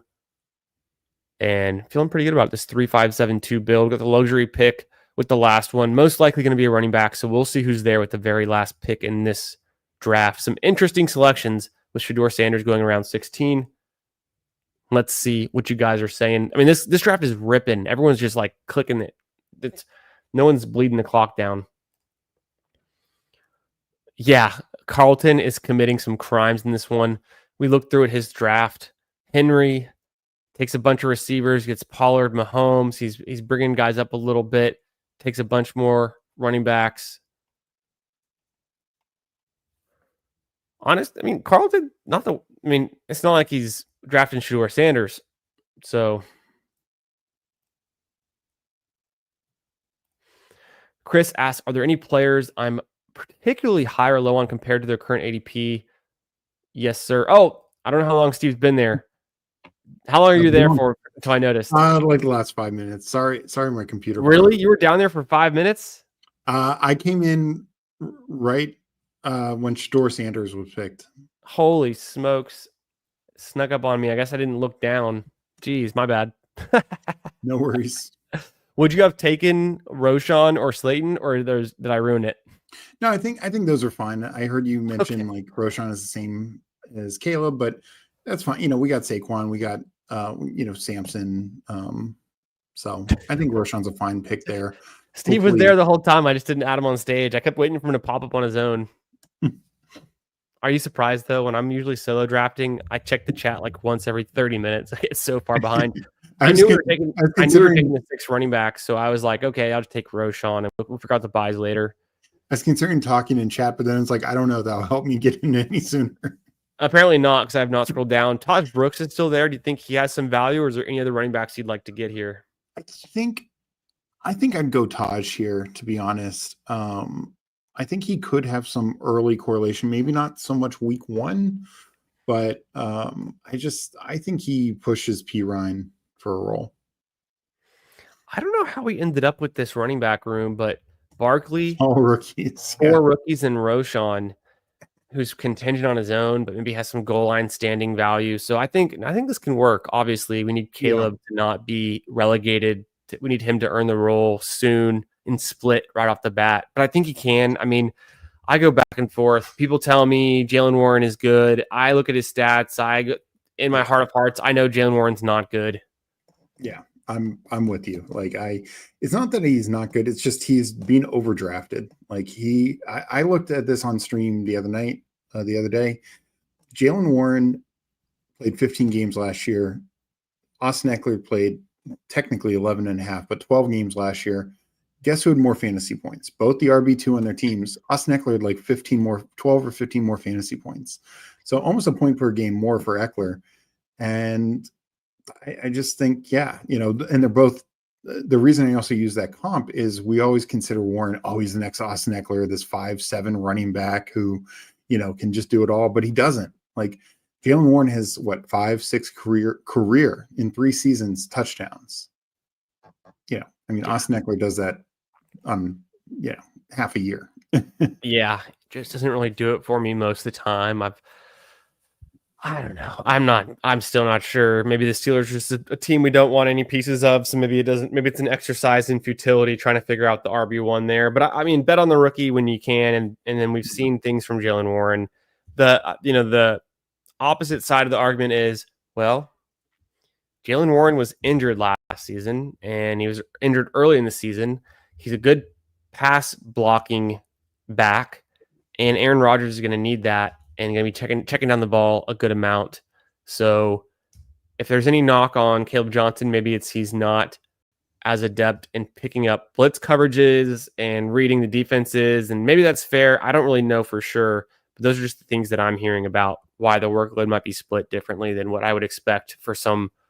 And he was a 3rd-round rookie, so it's not like he has the most draft capital, but it's a pretty, they say, historic running back class in terms of talent and depth, right? So, yeah, and the other thing I would point to is Najee Harris has had at least 180 points every year with the Steelers. And last year, we should keep in mind that Justin Fields and even Russell Wilson combined for almost 600 total rushing yards. It was 550-ish. And 5-6 touchdowns. Aaron Rodgers is not doing that. So there's just going to be more short yardage, total rushing yards for both Caleb and to an extent Warren to get. So I just think there's some upside there. Even if Caleb isn't getting, because last year Najee and Warren essentially had the same number of catches. Now, granted, Right. Najee played 2 more games, but they had the same number of catches, which is you wouldn't expect that. And it could end up being like 70-30 in favor of Warren in terms of catches. But I just think in terms of rushing yards, in terms of rushing touchdowns, I would be shocked if Caleb's getting, not getting 6 to 10 touchdowns. Incredible. Yeah. It's a fun upside scenario to think about. And, for a while there, he's still, Caleb's still getting drafted high. So he's going ahead of Warren. So there's some faith that the market has in him that we should be, feeling good about. Let's rapid fire go through these chats, these comments, these questions. We'll review the team and we'll see what we get ourselves into. Chris B was saying players were particularly higher or lower on compared to ADP. Things that he's interested in. So my answer on that, just off the top of my head, I've been higher on ADP for Dak Prescott all summer. He's been rising consistently, but the dude is perennial MVP candidate, quality, caliber, quarterback type of guy. He's good for fantasy when he's healthy. So he's set up with weapons. What are they going to do? Run the ball? No, they're going to pass the ball. It's the Cowboys, right? Air it out. Pickens, CeeDee Lamb, even Ferguson signed. So, and then Jaden Blue can be a great pass catching back for them, or just, spark to the offense. We'll see if it all comes together. I'm pretty high on Dak. I think very high on him. So I think I'm taking him ahead of ADP, and I'm trying to get some Cowboys stacks. A guy I'm lower on ADP. Tough to say. Let me think about an early guy. DJ Moore comes to mind. I don't draft a lot of DJ Moore. I think we just saw them take Luther Burden after taking Colston Loveland. The writing's on the wall. They want to increase Caleb Williams' quarterback rating, make him a little bit more comfortable, give him some short and intermediate passes, and increase those completion percentages for him, give him some better options to throw to.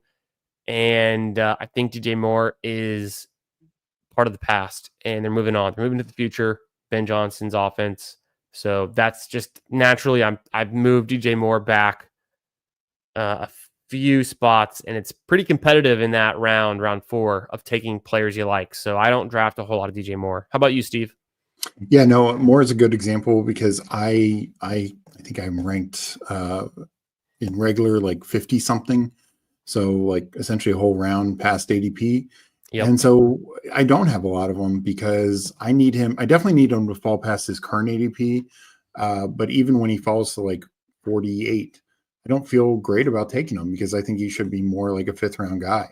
And, but no, and that's how I view things is I still draft based on ADP, but it's, based on whether it's your own internal rankings or you're using somebody's rankings. Like I view it as I still draft according to ADP, but like if it's somebody I'm higher on, like in your example, Dak, and I'm higher in Dak also, like I don't mind taking Dak ahead of ADP because it's still better than where I have him ranked, or right around where I have him ranked. And like I mentioned it when we did the Best Ball Mania, like Steph Diggs, I have him ranked like 62. So I think we took him there like 67 or something like that. So it's like, and that's kind of where his ADP is at, but to me, it's still like a value pick. But if it's somebody that I'm lower on, I don't want to take him definitely not ahead of his ADP. And even at ADP, I feel a little tough doing it. Love it. OM Godlike says, yeah, Peppers are a player sport after 6 months of no practice. Eddie apologized for the Geno snipe.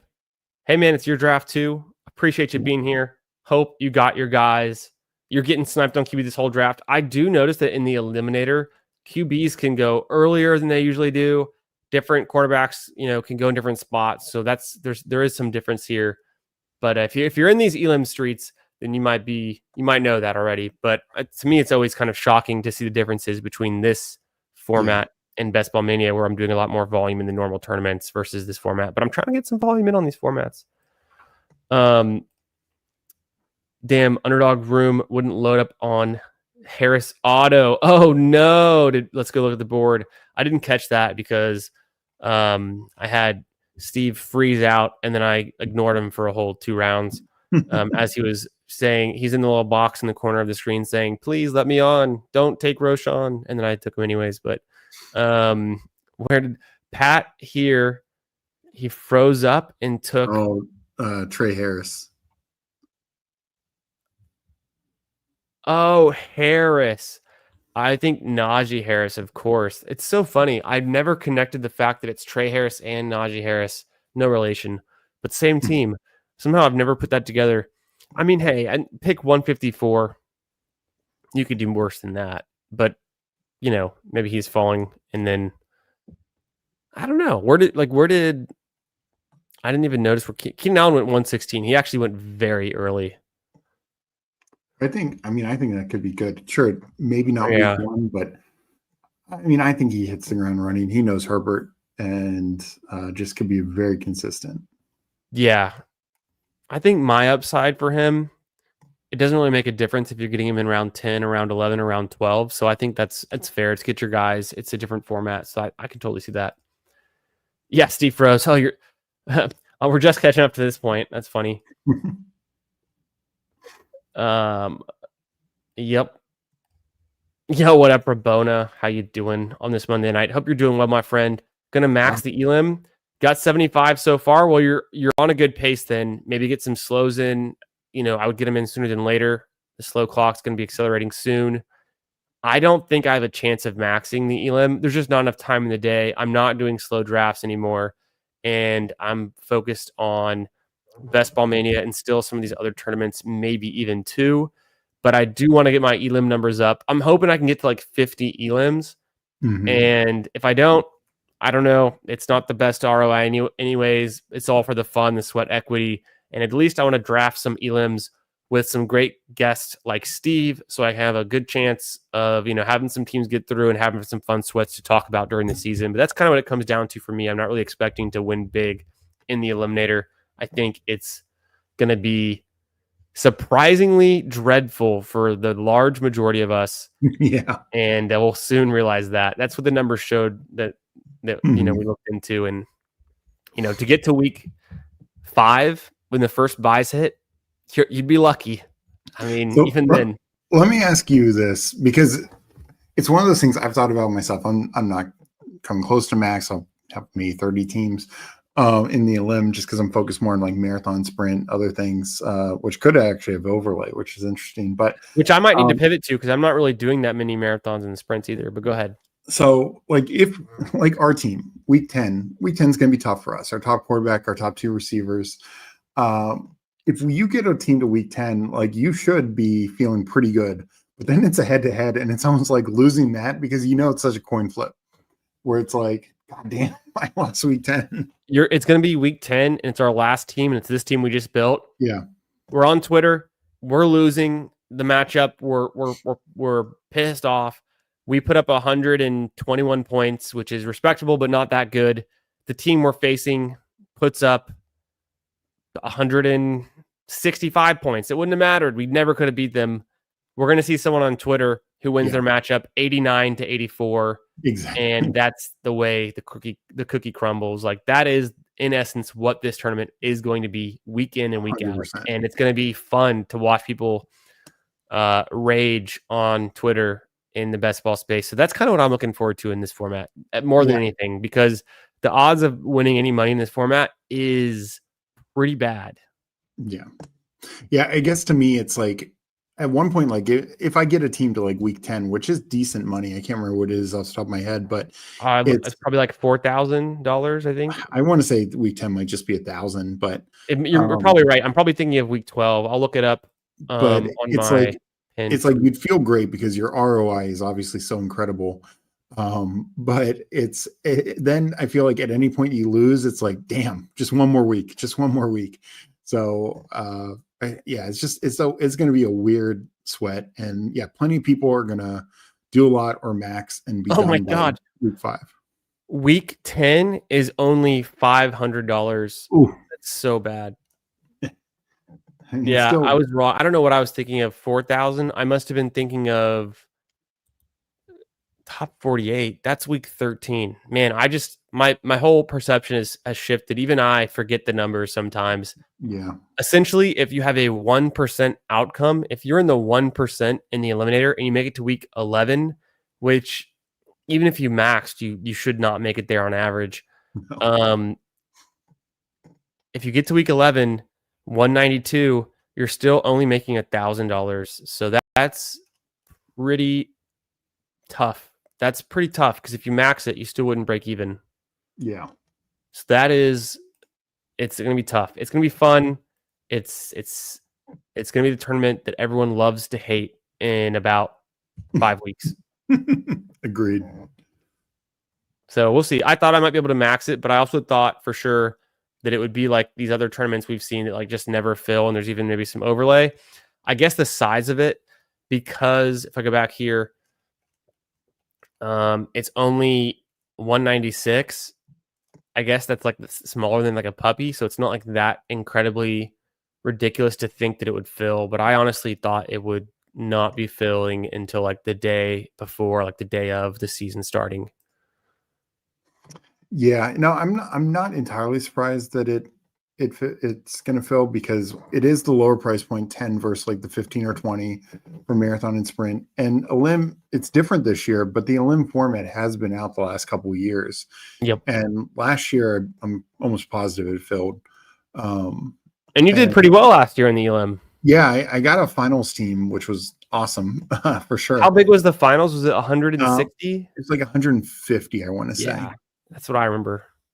Yeah. Nice. But it was definitely a different format because Sure. You didn't get paid out to like week 9, I want to say 8 or 9, but every week there was only like 3 weeks where it's 50%. Every other week was 60 to 80% advance. Right. I remember that. It was pretty interesting. I don't think I did a whole lot of elims last year, and I can't remember my results. Obviously, it wasn't that good, but it wasn't something I was like focused on as much. I thought the week to week differences on the pods and the advancing was kind of off-putting to me. To like, I didn't have time to think it through last year. Mm-hmm. So then when the new format came out this year, I was more interested all of a sudden, and I don't know why. I just kind of gravitated towards it. I think because the head-to-head to me seems like such a curveball, such like a fun, different thing to do. Yeah. Oh, Pat did go a 4.572. Wow. Stroud, Tua, Danny Dimes, and Joe Flacco. So I mean, he got Stroud and Tua to carry him, and then I don't mind that. Like if you get boxed out, get guys who can start, because particularly if they're starting early, and Danny Dimes may be starting late, who knows? But Joe Flacco is probably, I think, starting the first 8 weeks. So that could he'll have some 20-point games.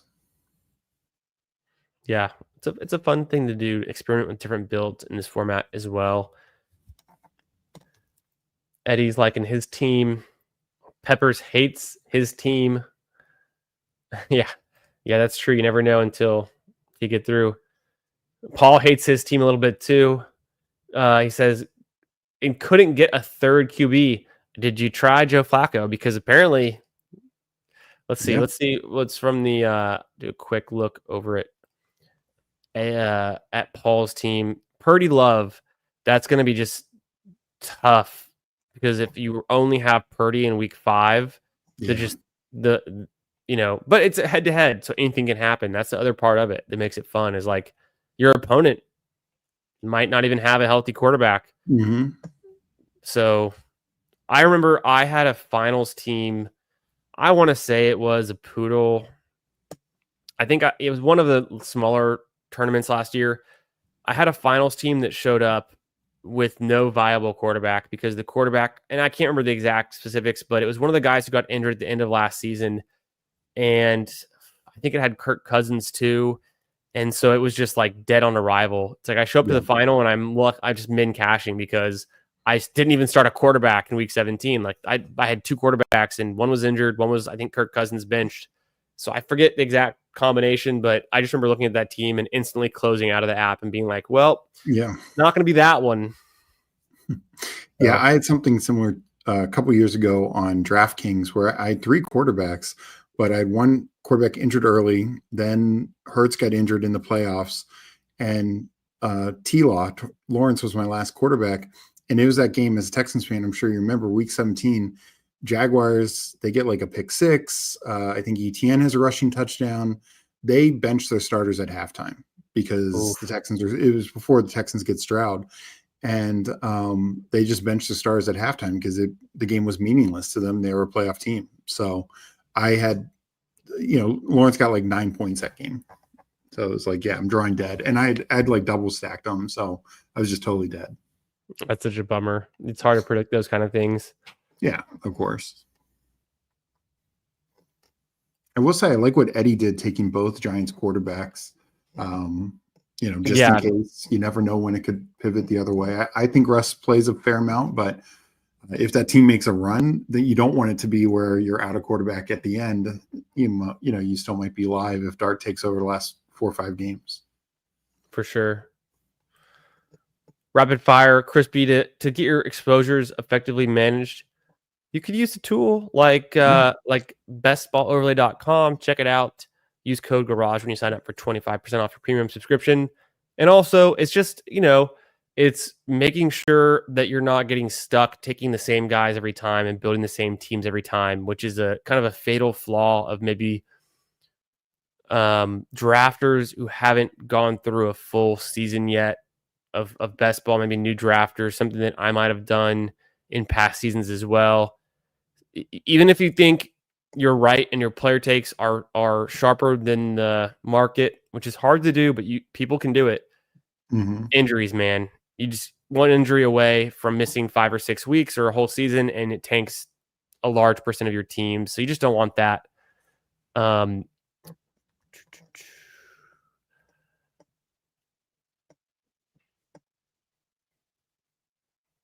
Picks.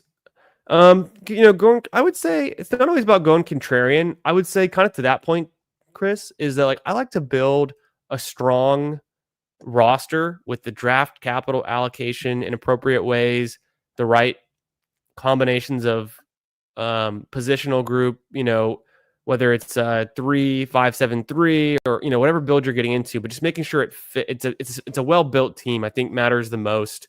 And then throwing in things like stacking and the game stacks is a little added bonus. But I think just building a well-built team, allocated in a way, and being able to put yourself in a position to take advantage of falling value. Like if you take 5 running backs in the first 5 rounds, then you're not going to be able to take advantage of running backs in the later rounds that might be falling to you, or that could be a breakout winner on the year, like what would have been, Kyron Williams a few years ago. Mm-hmm. So it's giving yourself the opportunity to take what I call luxury picks towards the end of the draft, and then just being kind of consistent throughout the draft, not missing out on the quarterback pocket, those kind of things. Eddie wanted to get Ricky Person. He accidentally misclicked, and it looks like he took Jackson Dart, but a good callback. Yeah, Ricky Person. I think Ricky Person actually makes more sense in high stakes, and in these low $10 drafts, it's probably not worth risking it. Well, and he's not a good eliminator pick because early on we just can't count on him. Yeah, until he gets signed somewhere in week 17 and it ends up being a guy you need. Yo, what up, peanut butter and jelly? Appreciate you being here. Without overdoing it, it just kind of comes down to just taking the best available players and then using a tie break on those kind of things. Mm-hmm. Appreciate you being here and asking these questions as always, my man, and happy to answer those for you. Like Chris says, make sure you guys hit the like on here. Make sure you're subscribed if you're watching this in the future, if you're new to the channel, and make sure you check out all of Steve's socials and links below as well. About to wrap this one up, do a quick team review. Yeah, Paul. Sounds like there we go. Hyping it up with the Giants. Sounds like we might. I kind of like our team. The running backs are interesting, but it sounds like everyone else in the room is pretty much ambivalent about their team. Steve, I'd love for us to give you a final team review. Let the people know what you got going on this week, and then we'll wrap this stream up. Yeah. Probably. So quarterbacks, we went 3-6-7-2. Quarterbacks Burrow, May, Rodgers. So I think very strong there. 2 really high upside guys, and Rodgers can be a great floor play. Running backs, kind of a hero build. and went a little rookie heavier. But it's guys like Caleb we think can get the role early. Cam when he comes back, it's it's hunting for touchdowns, and Dylan Sampson taking advantage of the Quinn Junkins situation should get used early. Roshan Johnson kind of just betting on Ben Johnson and knowing Swift's limitations. Like Swift is, Roshan could have that Jamal Williams Monty role. And then of course Taj Brooks, there's the team correlation, just I think a really good late round pick.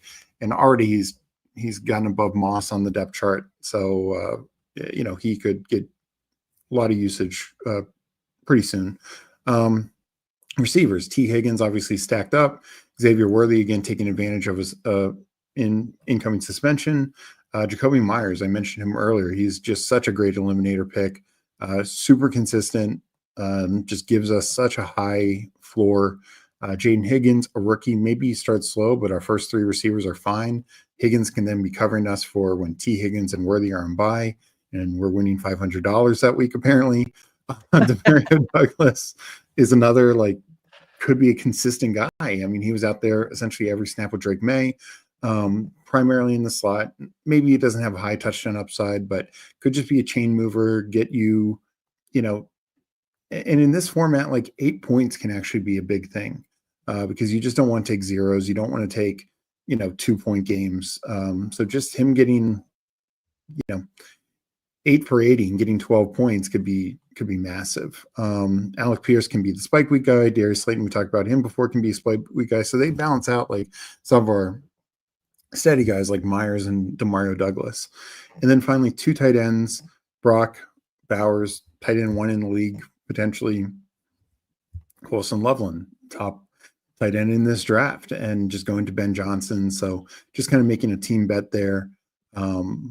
And the upside and potential for that team to go from one of the league's worst to one of the league's at least top half, if not best, under Ben Johnson. To win in the Eliminator, you got to build a high floor with upside, a well-balanced team, be aware of the bye weeks, and typically leaning towards 3 quarterback builds almost certainly. You're also going to need a hell of a lot of luck. And even if you get there, you might only win $500. So we've learned some things about this format. It's interesting. It's for the glory. It's for the fun.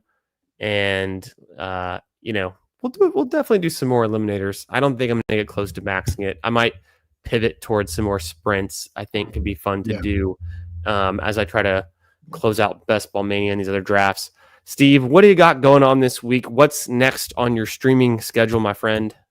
Yeah, so tomorrow I will be on with Who Hames. I believe it'll be 3 p.m. Eastern on his channel. Then tomorrow night, I believe we're confirming this with Sean, but I believe Meg and I are having Sean Mitchell on tomorrow night to talk training camp news, some preseason stuff. Then we'll be doing some drafts. Wednesday, I should be on with Andrew with Lineup Legends Wednesday night. Doing a bunch of drafts then. And then Thursday, I'm on with my sister, my sibling, for Sibling Showdown and firing away drafts Thursday night as well. Great stuff. Been a lot of really awesome content coming from the Fanspeak Network, a great part of the best ball community. And of course, with their Best Ball Jeopardy show that's Wednesday nights. Looking forward to that. I'll be on facing off against one of the semifinalists next Wednesday night. I think we've got it booked up, so be on the lookout for that soon. Check out the Fanspeak Network Best Ball subscription on Substack. I'm a subscriber. If you're like me, if you're interested in best ball and fantasy football strategy and knowing what's going on in the league and using rankings for these different tournaments on Underdog, check it out. I think you'll like it too. And appreciate you coming on, Steve. Always great to have you on as a guest. We get to do it tonight, rocking the ballsy shades and extra fun time. So I'm glad that we're here doing it together in August as we start to wrap up. Not really wrap up, but as we get into the thick of the best ball season. It is going to wrap up quick, though, isn't it? It is. It is. Yeah, this season's a little earlier than last year. So, yeah. So, yeah, it's going to be interesting. Great stuff. Appreciate y'all being here in the chat. Make sure you're subscribed. Subscribe to Steve's channel as well. We'll catch y'all in another one soon. I think I'm going to live stream tomorrow. I'll do some drafts. So I'll catch y'all there. For me, myself, for Steve, for Bindles, have a great night. Thanks for joining us and getting ballsy on a Monday. We'll catch you later. Peace out.